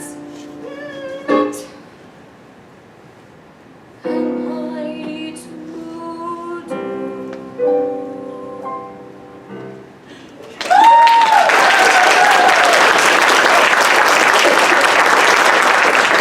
Wonderful, Beverly. Beverly, it's superb. It's the best thing you've ever written. Oh, please, let me say that. Oh, come right in, Westcott. Ah, the airwaves. Well, I shan't have to hear you, thank heavens. I should be on a train. Oh, Sarah, will you show them in there to Miss Scott, and will you show them where to plug in? Thanks, way ladies. Come on now, Whiteside, say goodbye. Maggie, what are you doing? Beverly, my lamb. Maggie, stop this nonsense. Au revoir, Sherry. Beverly! Maggie, what are you doing? You can kiss Beverly on July 12th in London. I will not be ushered out of here like a baby that has to have his diapers changed. Beverly, I need 1 minute of your time. I must have it. The train's at the station. The station's a minute and a half away. You'll make the train. What is it? I'm in great trouble, Beverly. What's wrong? I'm in love. No. Yes, for the first time in my life, I'm in love. Oh, I don't have time to tell you about it. But Sherry's trying to break it up in his own fiendish way. He's doing everything he can to smash it up. Why, the old flounder! Go away! I'm just gonna wait in the kitchen until Mr. Excuse me. Who is that woman? I don't know. What's he doing? He's brought Lorraine here. Lorraine here to smash it up. Wait, did somebody here in this town?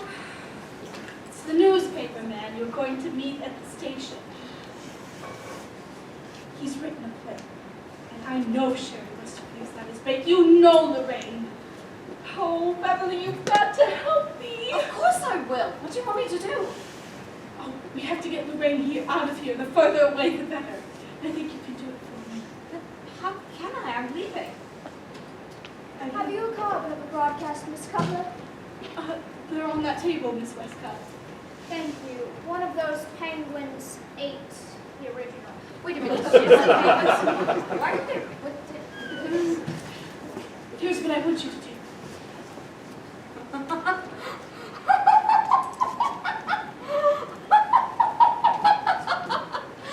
I'd love it!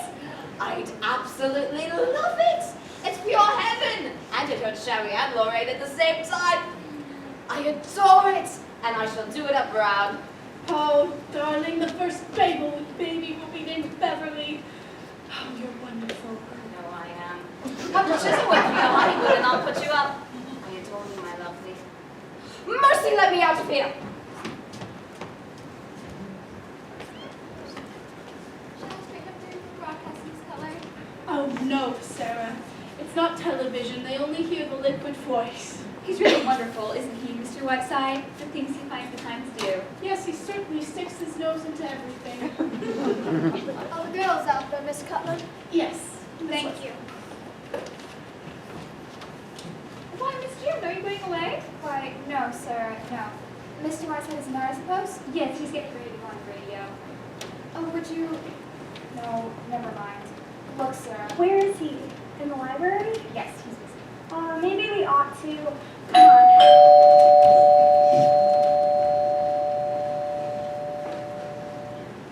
Thank you, Sarah.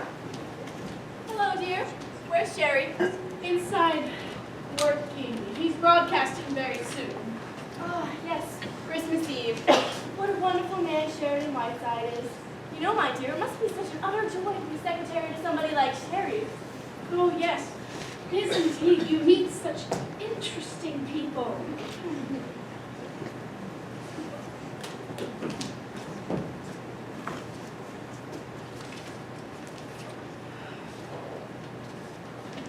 Who does your hair, Maggie? A little French woman named Maggie Cutler comes in every morning. You know, every time I see it, I keep thinking it could be so lovely. I always wanted to get my hands on it. I've always wanted to get mine on yours, Lorraine. Nothing.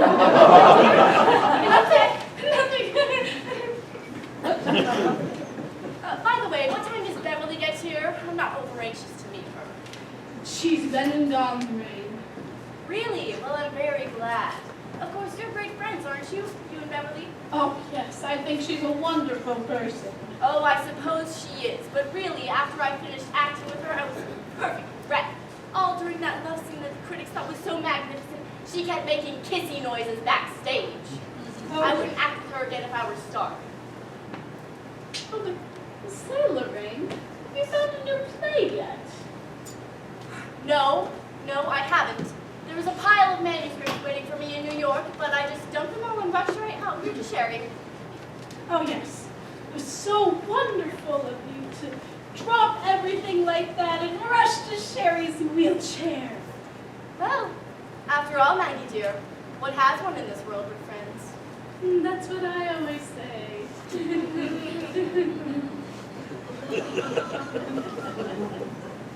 How long will Sherry be in there? Not long. Say, did you know that Mr. Jefferson has written quite a good play? The Man Who Drove You to the Hotel. Really? No, I didn't. Isn't that interesting? Isn't it?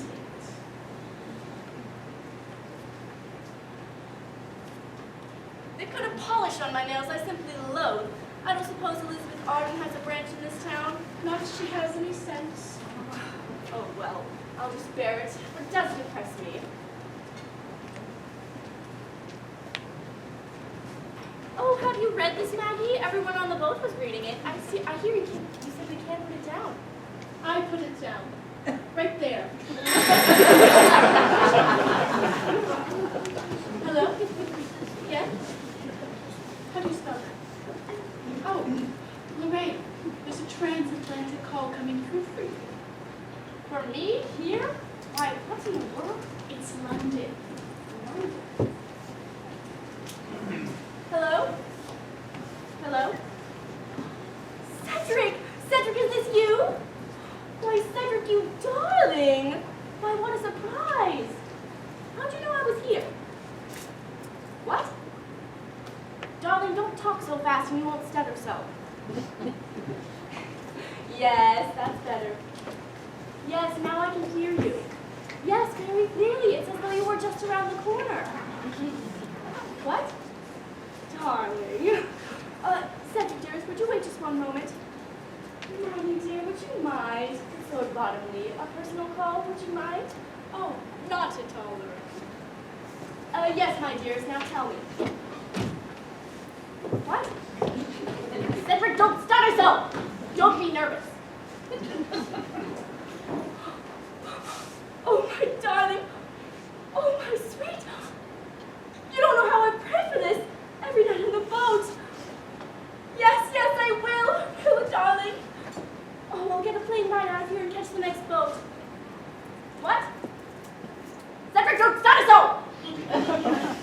Yes, and I love you, my darling. Oh, so much. Oh, my sweet, my darlingest darling. I'll be thinking of you every moment. You may be the happiest girl in the world. Goodbye, darling, goodbye. Sherry! Do you know what has happened? Lord Waterley has called from London. He asked me to marry him. What? Isn't it? Sherry, think of it. I've got to get a plane right out of here and catch the next boat. May I come in? Maggie, dear, can I get a plane out of here right away? I simply got to catch the next boat to England. Oh, the Queen Mary sails Friday. What's happened? Oh, Maggie, the most wonderful thing in the world has happened. Lord Bottomley's asked me to marry him. Oh, Maggie. Oh, really? Well, what do you know? Isn't it exciting? Oh, it's so wonderful. I'm so excited I can hardly think. Maggie, dear, you must help me get a plane out of here right away.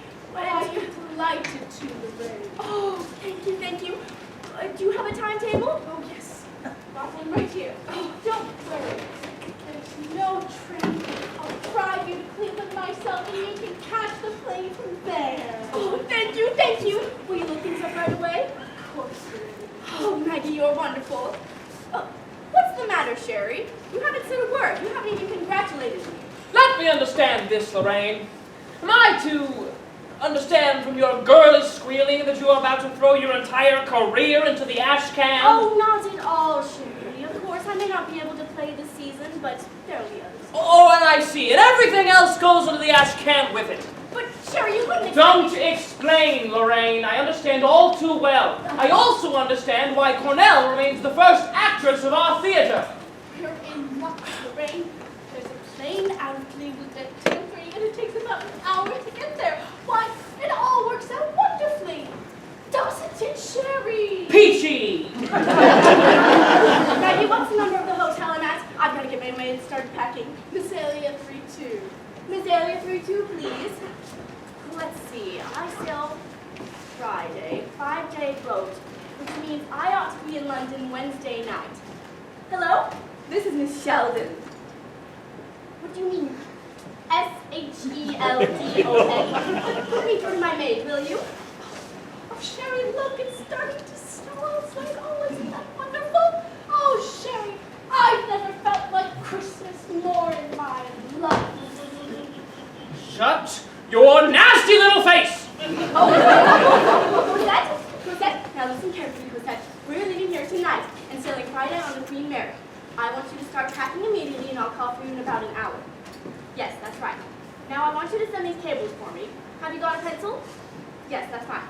The first one goes to Lord and Lady Cunard. What? Oh, you'll find these addresses in my little book. It's in my dressing case.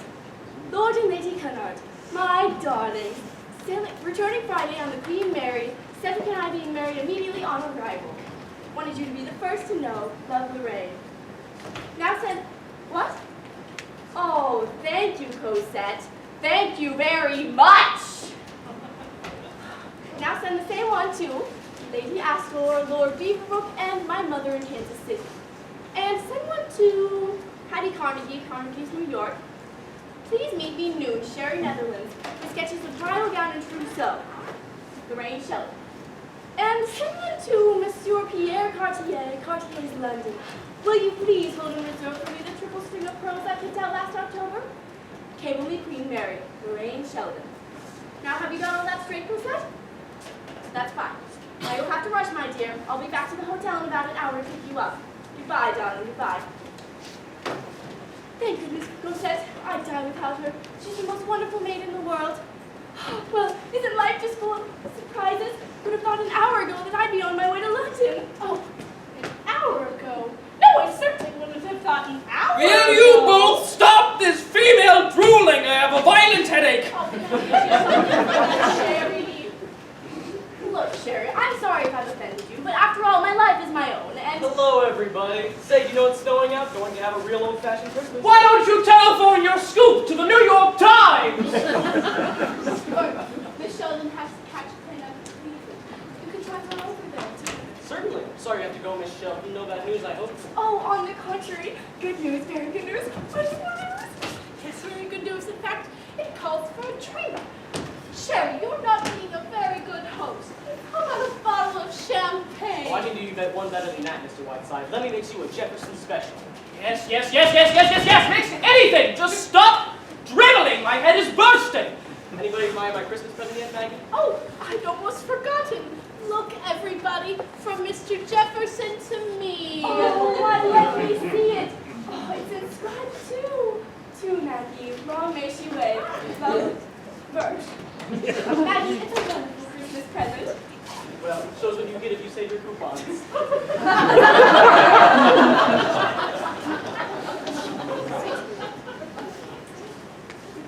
Well, what's going on between you two, anyhow? Maggie, is there something you're not telling us? Well, Headache, Mr. Whiteside? Let me mix you a Jefferson special. It'll cure anything. By the way, I got a 2-minute interview with Beverly Carlton at the station. You were right, Mr. Whiteside. She's quite something. the drinks, will On you the go? fire. You know, I was lucky to even get 2 minutes. She was in a telephone booth most of the time. Bert, will you go mix the drinks, please? Sure. You know, from the faces she was making, you'd almost think it was a scene from one of her plays. Bert, will you please? Now wait just a minute, Jefferson. You said Miss Carlton was in a telephone booth at the station? That's right. Kept talking and making the darndest faces for about 5 minutes. Jefferson, I have a feeling I will love the Jefferson special. Make me a double one, will you? Okay. Sherlock Holmes is now at work.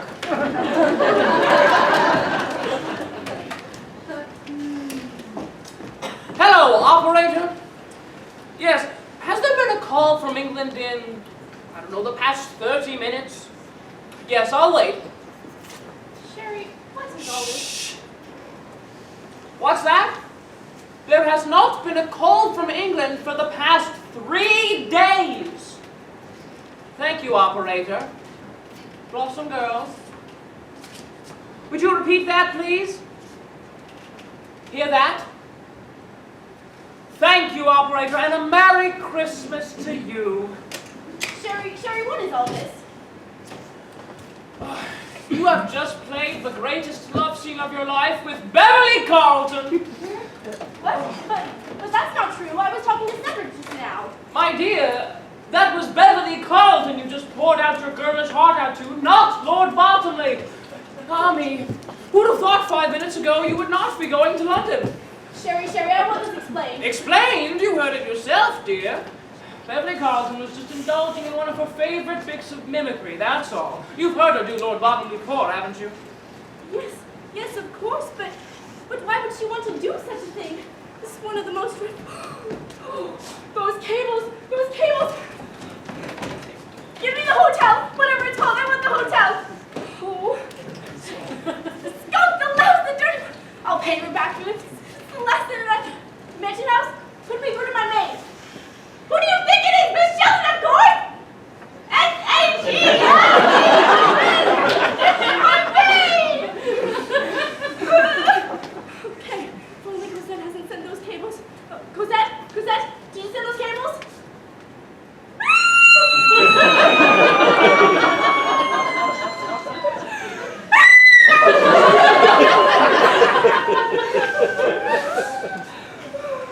Right. Now listen carefully, Cosette. I want you to send another cable to each and every one of those people and tell them that someone has been using my name and to disregard anything and everything that they ever hear from me. Except this, of course. Don't ask questions. Do as you're told. Don't argue with me, you French poodle! Do as you're told! And that's what I'm doing! Oh, come on, dear. Take it easy. Take it easy? What do you mean, take it easy? Don't you realize I'll be the laughingstock of England? Oh, I always knew Beverly Carlton was low, but not this low. Why would she do it? It isn't even funny. Why would she do it? That's what I'd like to know. I can't understand it. Do you, Sherry? Do you, Maggie? Why would Beverly Carlton walk right out of here, go straight to a telephone booth, and try to ship me over to England? There must have been a reason. It doesn't make sense otherwise. Why would Beverly Carlton, or anyone else for that matter, want me to... Oh!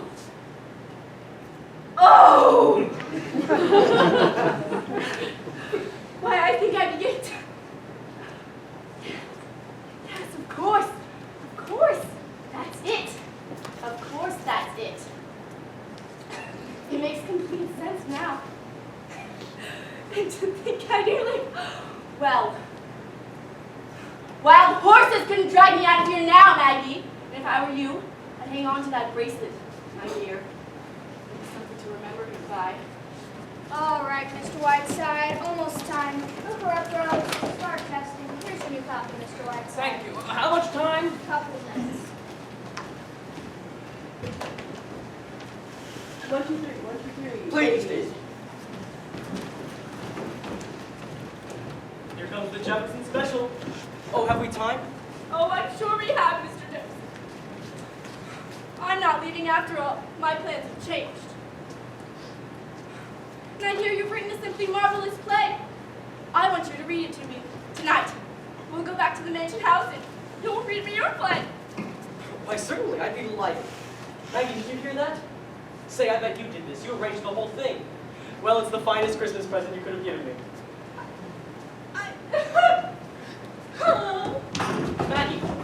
Maggie! 3 seconds waiting. Mr. Whiteside! Quiet, please. Rachel is one of her further and Jude is married an anarchist. Quiet. They said you told them to do it. My poor Jude! My poor Rachel! This is the most awful... Quiet, please. We're going on the air. Oh, I see you're still busy. Don't tell me to be quiet. Quiet, for goodness sakes. Quiet. Step out of the way, please. All right, kids, right this way. Down here to this mic. Okay, New York. Good evening, everybody. Cream of mush brings you Sheridan Whiteside. Silent night, holy night. This is Whiteside speaking. On this eve of eves, when my own heart is overflowing with peace and kindness, I think it most fitting to tell once again the story of that still and lustrous night, nigh on 2,000 years ago, when the first star of Bethlehem twins in a one-piece sky, and then...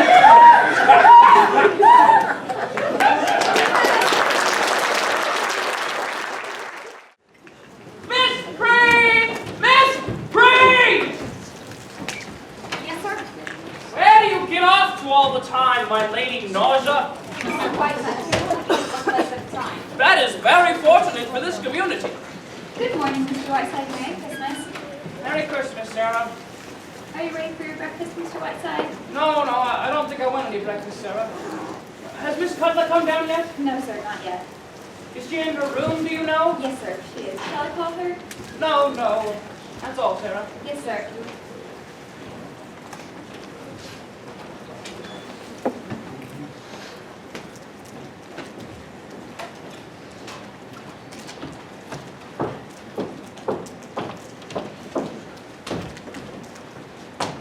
I'm leaving, Sherry. I'm taking the 1 o'clock train. You are doing nothing of the kind. Use your passport, your driving license, to keep the safe deposit boxes in the apartment in New York. I'll go in here now and clean things up. Now wait just a minute, Mrs. Siddons. Just where were you until 3 o'clock this morning? I stayed up half the night in this station wagon waiting for you. I was calling for you when you came in. Why didn't you answer me? Look, Sherry, it's over. You've won. I don't want to talk about Oh, come. What are you trying to do? Make me feel like some naughty boy? Honestly, Maggie, sometimes you can be very annoying. You know, you're quite wonderful, Sherry.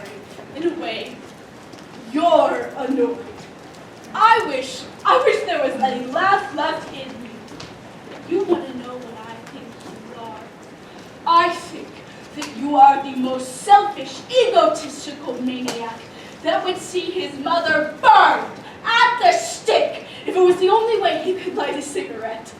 I think you'd sacrifice your best friend without a moment's hesitation if he so much as disturbed the sacred routine of your selfish, self-centered, paltry little life. And I think you are completely incapable of any emotion that rises above your stomach. And I was the fool of the world for ever thinking I could trust you. Well, never in my life will I do someone a good turn again. I won't ask you to apologize, Maggie, because in 6 months from now you will be thanking me instead of berating me. Sherry, in 6 months from now, I hope to be so far. Hello. Merry Christmas. Merry Christmas. Hi, Maggie. Hi, Mr. Whiteside. I'm a little high right now, but I can explain everything. Shake hands with a successful playwright. Maggie, why did you run away last night? Where were you? I read Miss Sheldon the play, and she says it's wonderful.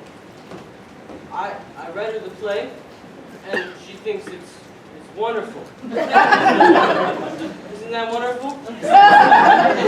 Let's find Bert. Isn't that wonderful, Mr. Whiteside? Yes, Bart, I think you ought to go home, don't you? What? No. Biggest day of my life. I know I'm a little drunk, but this is it. This is the big day. We were over in Gilly's Tavern all night. Never even knew it was daylight until about it was daylight. Listen, Maggie, Miss Sheldon says the play just needs a little bit of fixing. Do it in 3 weeks. She's got a little place in Lake Sheldon, Lake Placid. She's going to take me to just work on the play together. She's going to take me there and we're going to work on the play together. Maggie, why aren't you saying anything? Jefferson, why don't you tell us all about this lake? Now, why don't you just go home? Everybody, Merry Christmas, Merry Christmas. God bless us all. And Tiny Tim.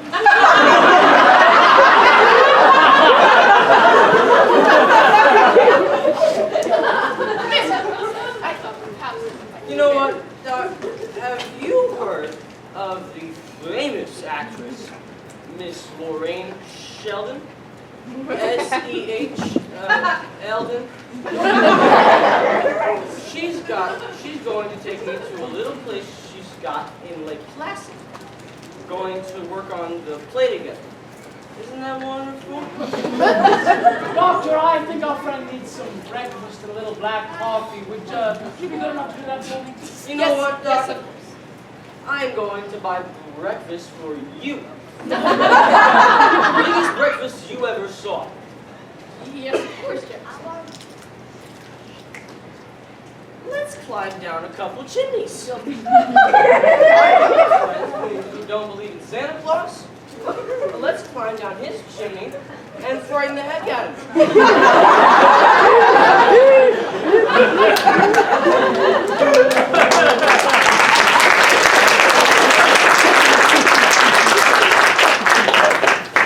Now listen, Maggie, I'm willing to forgive your tawdry outburst and talk about this calmly. Sherry, I loved him. I loved him. Why did you do it? Why did you do it? Merry Christmas, Mr. Whiteside. Miss Stanley? I'm afraid I shouldn't be seen talking to you, Mr. Whiteside. My brother is terribly angry. I just couldn't resist asking, did you like my Christmas presents? I'm sorry, Miss Stanley. I haven't opened it yet. I haven't opened any of my presents yet. Oh dear, and I was so anxious about it too. It's right here, Mr. Whiteside. Won't you open it now? Thank you, Mrs. Stanley. This is very thoughtful of you. Oh, it's lovely. Oh, this is very thoughtful of you. Thank you. I was 22 when that was taken. That was my favorite dress. Do you really like it? I do indeed. In fact, when I get to New York, I shall send you a little something. Will you? Oh, thank you, Mr. Whiteside. I shall treasure it. Well, I shall be late for church. Goodbye. Goodbye, Miss Stanley. What is there about that woman? I've got a little surprise for you, Mr. Whiteside. I just got it out of the oven. Oh, thank you, Sarah.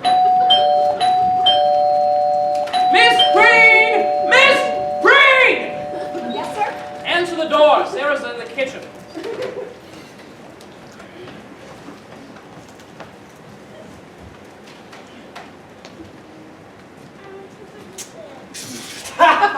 Banjo! Whiteside, I'm here to spend Christmas with you. Go on. Give me a kiss. Get out! Reformed school fugitive, how'd you get here? Daryl Zanuck loaned me his reindeer. Whiteside, we finished shooting the picture yesterday, and I'm on my way to Nova Scotia. I flew here in 12 hours. I borrowed an airplane from Howard Hughes. Whiteside, I got you the most wonderful of Christmas presents. Now, don't peek, you know. You see, this sweater was once worn by Hedy Lamarr. It looks so good on you. Listen, you idiot, how long can you stay? Well, just long enough to take a bath. I'm on my way to Nova Scotia. Where's Maggie at? What are you going to Nova Scotia for? I am sick of Hollywood. And there's a dame in New York I do not want to see. So I figured I'd boogie on down to Nova Scotia and get some smoked salmon. Now, where on earth is Maggie? What's the matter with you? Where is she? I want to see her. Banjo, I'm glad you're here. I'm very angry at Maggie, very. What's the matter? Say, what is this? I thought you couldn't walk. Oh, I've been alright for weeks. That isn't the point. I'm furious at Maggie. She's behaving like a viper. What are you talking about? I never thought for a moment she was really in love with me. In love with who? I just got here, remember? Hollywood nitwit, a young newspaper man here in town. Say, Maggie finally fell. Now listen. This young newspaper man, he'd written a play and... Go on. Listen. Lorraine Sheldon has happened to drop on by and... Pants. Here? Listen. Written a play and she's... You can guess the rest. Lorraine's taking him away this afternoon to rewrite. Maggie's in there now crying her eyes out. Gee. Wait a minute, Sherry. What do you mean Lorraine Sheldon just happened to drop by? I smell a rat, Sheridan, a rat. With a very nice ascot. All right, but I did it for Maggie. I thought it was the right thing for her. Oh, you haven't thought myself in years. Gee, poor kid. Can I go in and talk to her? No, no, Banjo, no. Leave her alone. Any way I can help, Sherry? What about this guy she left? Any way we can get a hold of him? Where does he live? Now, wait a minute, Banjo. We don't want any phony warrants or you pretending to be J. Edgar Hoover. We've been through all of that before. No, I got Lorraine out here. I've got to get her It's away. gotta be good, Sherry. It's got to be good. You see, Lorraine's no dope. There's gotta be some way to get her out of here, like a bat out of a cave. Say, Whiteside, I think I got it. You know that bloke she's so crazy about over in London? What's his name? Lord Vanier. Captain Tushy. No. That's it. No, Banjo, no. Wait a minute, Whiteside. You don't catch on. You see, we send a cablegram to Lorraine from Lord Bottomley proposing marriage. Banjo, I do catch on. The rain caught on too. It's been tried. Well, Whiteside, I told you, Lorraine's no dope. Well, it seems as if we've got a real tough proposition on your hands. The trouble is, there's so little time. Get out of my chair. Rain's taking him away this afternoon, and oh, it's got to be some way to. The trouble is, I've done this job too well. In the words of one of our greatest lyrical poets, you said it. She. I'm hungry. Well, Whiteside, we'll think of something. Just you watch people think of something. We'll get Lorraine out of here, even if I have to pick her up and take her out one piece at a time. Merry Christmas, Mr. Whiteside. Excuse me. I've got something for you. Mr. Whiteside, it was for you. Don't mind him, Sarah. He's quite mad. Come, let's go. We shall dance. We shall dance in the snow. Mr. Whiteside! Mr. Whiteside! Just give him some breakfast, Sarah. He's harmless.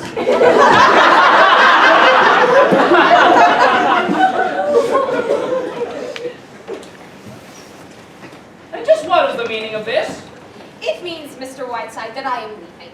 My address is on the table inside. You can send me a check. You understand that this is completely unprofessional. I do indeed. I am not only walking out on this case, but I am leaving the nursing profession entirely. I became a nurse because ever since I was a little girl, I was filled with the idea of serving a suffering humanity. After 1 month with you, Mr. Whiteside, I am going to work at a munitions factory. From now on, anything that I can do to help exterminate the human race will fill me with the greatest of pleasure. If Florence Nightingale had ever nursed you, she would have married Jack the Ripper instead of founding the Red Cross. Good day. Mr. Stanley, June's got June back. Thank goodness. Thank goodness. June, thank goodness you're back. You aren't married, are you? No, Mother, I'm not. And please don't be hysterical. Oh, June, if it had been anyone but that awful boy. Thank goodness you stopped it, Ernest. How did you do it? Never mind that, Daisy. Just take June upstairs. I have something to say to Mr. Whiteside. What about Rachel? Is there any news? It's all under control, Daisy. Just take June upstairs. Father, haven't we had enough melodrama? I don't have to be taken upstairs. I'll go upstairs. Merry Christmas, Mr. Whiteside. Looks bad for John or Lewis. Come on, Mother, lock me in my room. Now, June, you'll feel much better if you had a hot bath, I know. Have you had anything to eat? I am pleased to inform you, sir, that your plans for my daughter seem to have gone a trifle awry. She is not, nor will she ever be, married to that labor agitator that you so kindly picked out for her. As for my other daughter, she's been apprehended in Toledo and will be brought home within the hour. Not having your gift for invective, sir, I cannot tell you what I think of your obnoxious interference in my affairs, but I have arranged for you to interfere no longer. Come in, officer. Mr. Whiteside, this is a deputy sheriff, and I have a warrant by which I am able to put you out of this house. And I need hardly add that it will be the greatest moment of my life.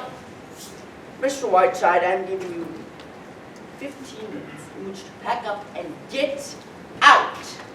If you are not gone after those 15 minutes, this officer will forcibly eject you. Thank you, officer. You may wait outside. 15 minutes. And that means bag, baggage, wheelchair, penguins, octopus, and cockroaches. I am now going upstairs to smash our radio so that not even accident will ever hear your voice again. Sure, you don't want my autograph, old fellow? 15 minutes, Mr. Whiteside. Say, can she cook? Well, Whiteside, I didn't get any ideas. Any news from the front? Yes, the enemy is at my rear and nibbling. Gross. Where'd you say Maggie was? In there? It's no use, Banjo. She's taking the 1 o'clock train out. What?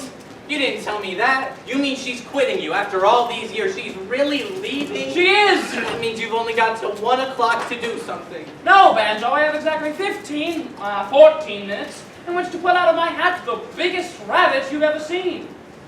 What do you mean, 15 or 14 minutes? Banjo, in 14 minutes? In 14 minutes, baby's rosy little body is being tossed into the snow. Mine host has sworn out of orders. I'm being kicked out. What? I've never heard of such a thing. What on earth would he do a thing like that for? Well, never mind that. The point is, in 15 minutes, Banjo the master's going a little desperate. What about laying your cards on the table with Lorraine? Now, you know Dream Girl as well as I do. What do you think? You're right. Banjo, go in and talk to Maggie right in there. I want to think. Say, I think I've got it. If I knew where Lorraine was, I could get a car and run her over. Wouldn't hurt her much. Banjo, please, I want to think. You hate all of my ideas. Pardon me, miss, is this the YMCA?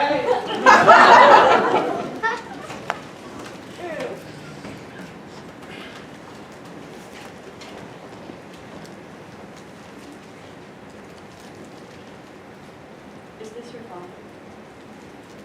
Hello, Mr. Whiteside. I didn't get very far. Any suggestions? Very sorry, Rachel. I wish I were in some sort of position to... Well, you're not in position. Thank you, officer. Here's a little something. Will you go upstairs, please, Rachel? 10 minutes, Mr. Whiteside.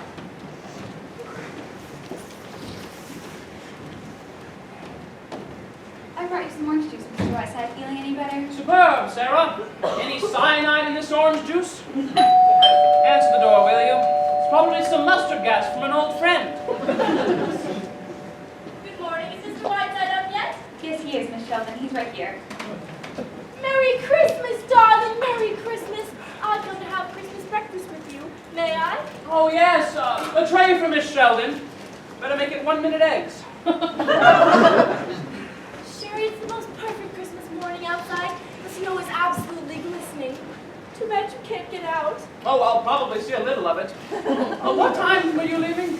Oh, how did you know? Is Bert here? Oh, he rolled in a little while ago. Worked rather quickly, didn't you, dear? Darling, I was just swept off my feet by the play. It's fantastically good. Sherry, it's the kind of part that only comes around once in 10 years. I'm so grateful to you. Sherry, really, sometimes I think you're the only friend I have in the world. Oh, nonsense. What time did you say you were leaving? You at Jefferson's? Oh, I don't know. I think it's 4 o'clock. You know, quite apart from everything else, Bert is really a very attractive man. It makes it such a pleasure scoring accounts with little Miss Vitriol. In fact, it's all worked out rather beautifully. Sherry, I want to give you the most beautiful Christmas present you've ever had in your life. Now, what is it you want? Anything. I'm so deliriously happy that... That sounds like Banjo. Is he here? He is, dear. Just the family circle gathering at Christmas. My, how time flies when you're having fun. Why, hello, sweetie pants. How are you, Lorraine? Very good. Thank you, Banjo. And you? Oh, I'm fine, fine. How's your monkey business going, Lorraine? You know, Banjo, it's too bad that your pictures aren't as funny as you seem to think you are. Well, you got me there, Mama. Say, Lorraine, you're looking pink. Anything in the wind, Whiteside? Not a glimmer. What time does the boat sail? 10 minutes. What boat is this? The good old ship up the creek. This is everything except your New Year's Eve broadcast. Wasn't there a schedule on that? It's on the table there, someplace. Thank you. Oh, New Year's Eve? Oh, Bert and Al here in the glasses. You were at my cottage up there once, weren't you, Sherry? Isn't it lovely? Just snow and clear, cold nights. Oh, that's probably Bert now. I told him to meet you. You know, I'm looking forward to Lake Placid. Bert's the kind of man who will do all winter sports beautifully. You get the time. Whiteside, Yes, ma'am. Merry Express. All right, come ahead. Here now.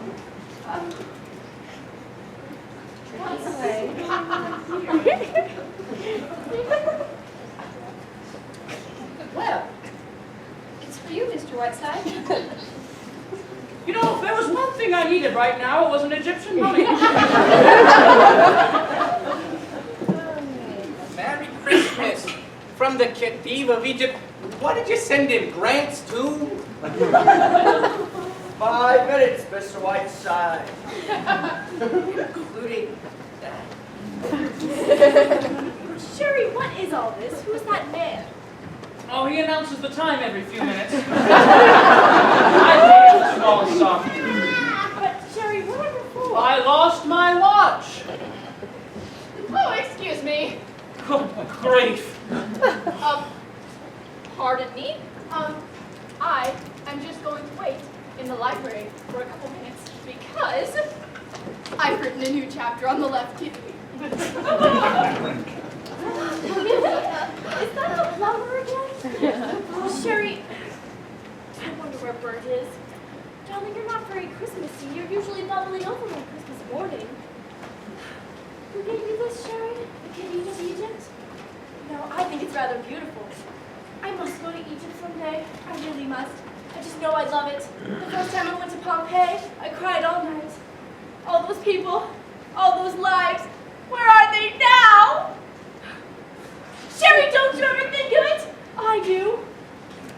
Here was a woman, like myself, full of the same passions, hopes, jealousies, fears, and yet what remains of any of it? Just this and nothing more. A span of 4,000 years, a mere atom in the eternity of time. And yet here am I, another woman living out her life. Oh, I mustn't talk like this. It's Christmas. It's Christmas. My dear! Have you ever played Saint Junkie? No, I haven't. What makes you ask that? There was something about you as you stood in that mummy case. There was an absolute halo about you. Why, Sherry, how sweet. Yes, it transcended any mortal expression I've ever seen. Please do it again, dear. Sherry, you're joshing me, aren't you? No, I don't make light of these things. I was deeply moved. There was a strange beauty about you. Oh, pure Da Vinci. Please do it again, dear. Well, I don't know exactly what it was that I did, but I'll... Oh, I feel too silly. Rain, dear, in that one moment you reached the epitome of your art, and you should not be ashamed of it. You asked me a little while ago what I wanted for a Christmas present. All I want, Rain, is the memory of you in that mummy case.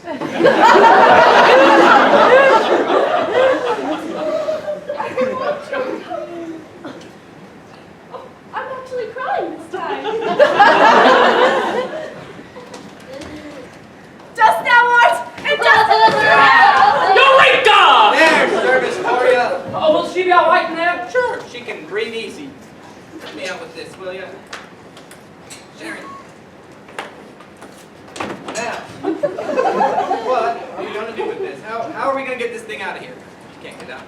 That's the next thing. One step at a time. Think fast, Captain. Think fast. Everything, Sherry, after 3 quarters. What's in that basket? Oh, nothing at all. Do you want me to file these letters? Do you want this picture? Oh, no, throw everything away. Oh, wait! No, not the picture. I want the picture. The only thing I haven't done is put your broadcast in order. Would you like me to do that? What? Yes, do it right away, Maggie, right away. It's very important. See before I go back.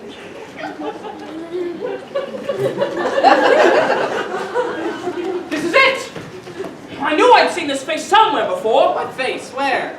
This is how we're gonna get this out of How here. are we gonna get this out of here? The time is up, Mr. Whiteside. 15 minutes. Ah, yes, 15 minutes, Mr. Stanley, but, just one small favor before I go. I would like you to call in that officer and ask him to help this young man escort this mummy case down to the airport. Would you be good enough to do that for me? I will do that for you for time. Oh, I think you will, Mr. Stanley. Or would you like me to inform my radio audience on my next broadcast that your sister, Harriet Stanley, is none other than the infamous Harriet Sedley, who murdered her mother and father with an axe 25 years ago in Gloucester, Massachusetts. Oh, come, Mr. Stanley. It's a very small favor. Or would you rather have the good folk of Massalia repeating on your very doorstep that once popular little jingle, Harriet Sedley took an axe and gave her mother 40 whacks, and when the job was nicely done, she gave her father 41. Remember, Mr. Stanley, I too am giving up something. It will make a heck of a broadcast, well. Mr. Whiteside, you're the most irksome person I've ever met. You're a little late in finding that out. Officer, come in here, please. Mr. Stanley would like you to help this young man escort the mummy case down to the airport. He's sending it to a friend in Nova Scotia. Isn't that right, Mr. Stanley? Yes, yes. Mr. Whiteside, you're a great man. Nonsense. Banjo, you're wonderful. I may write a book about you. Sheridan, don't bother.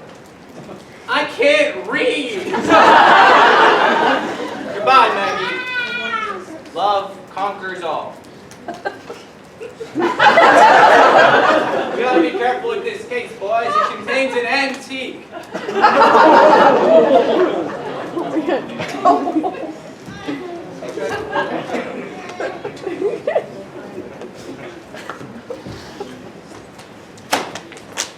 Sherry, what was that? What was happening?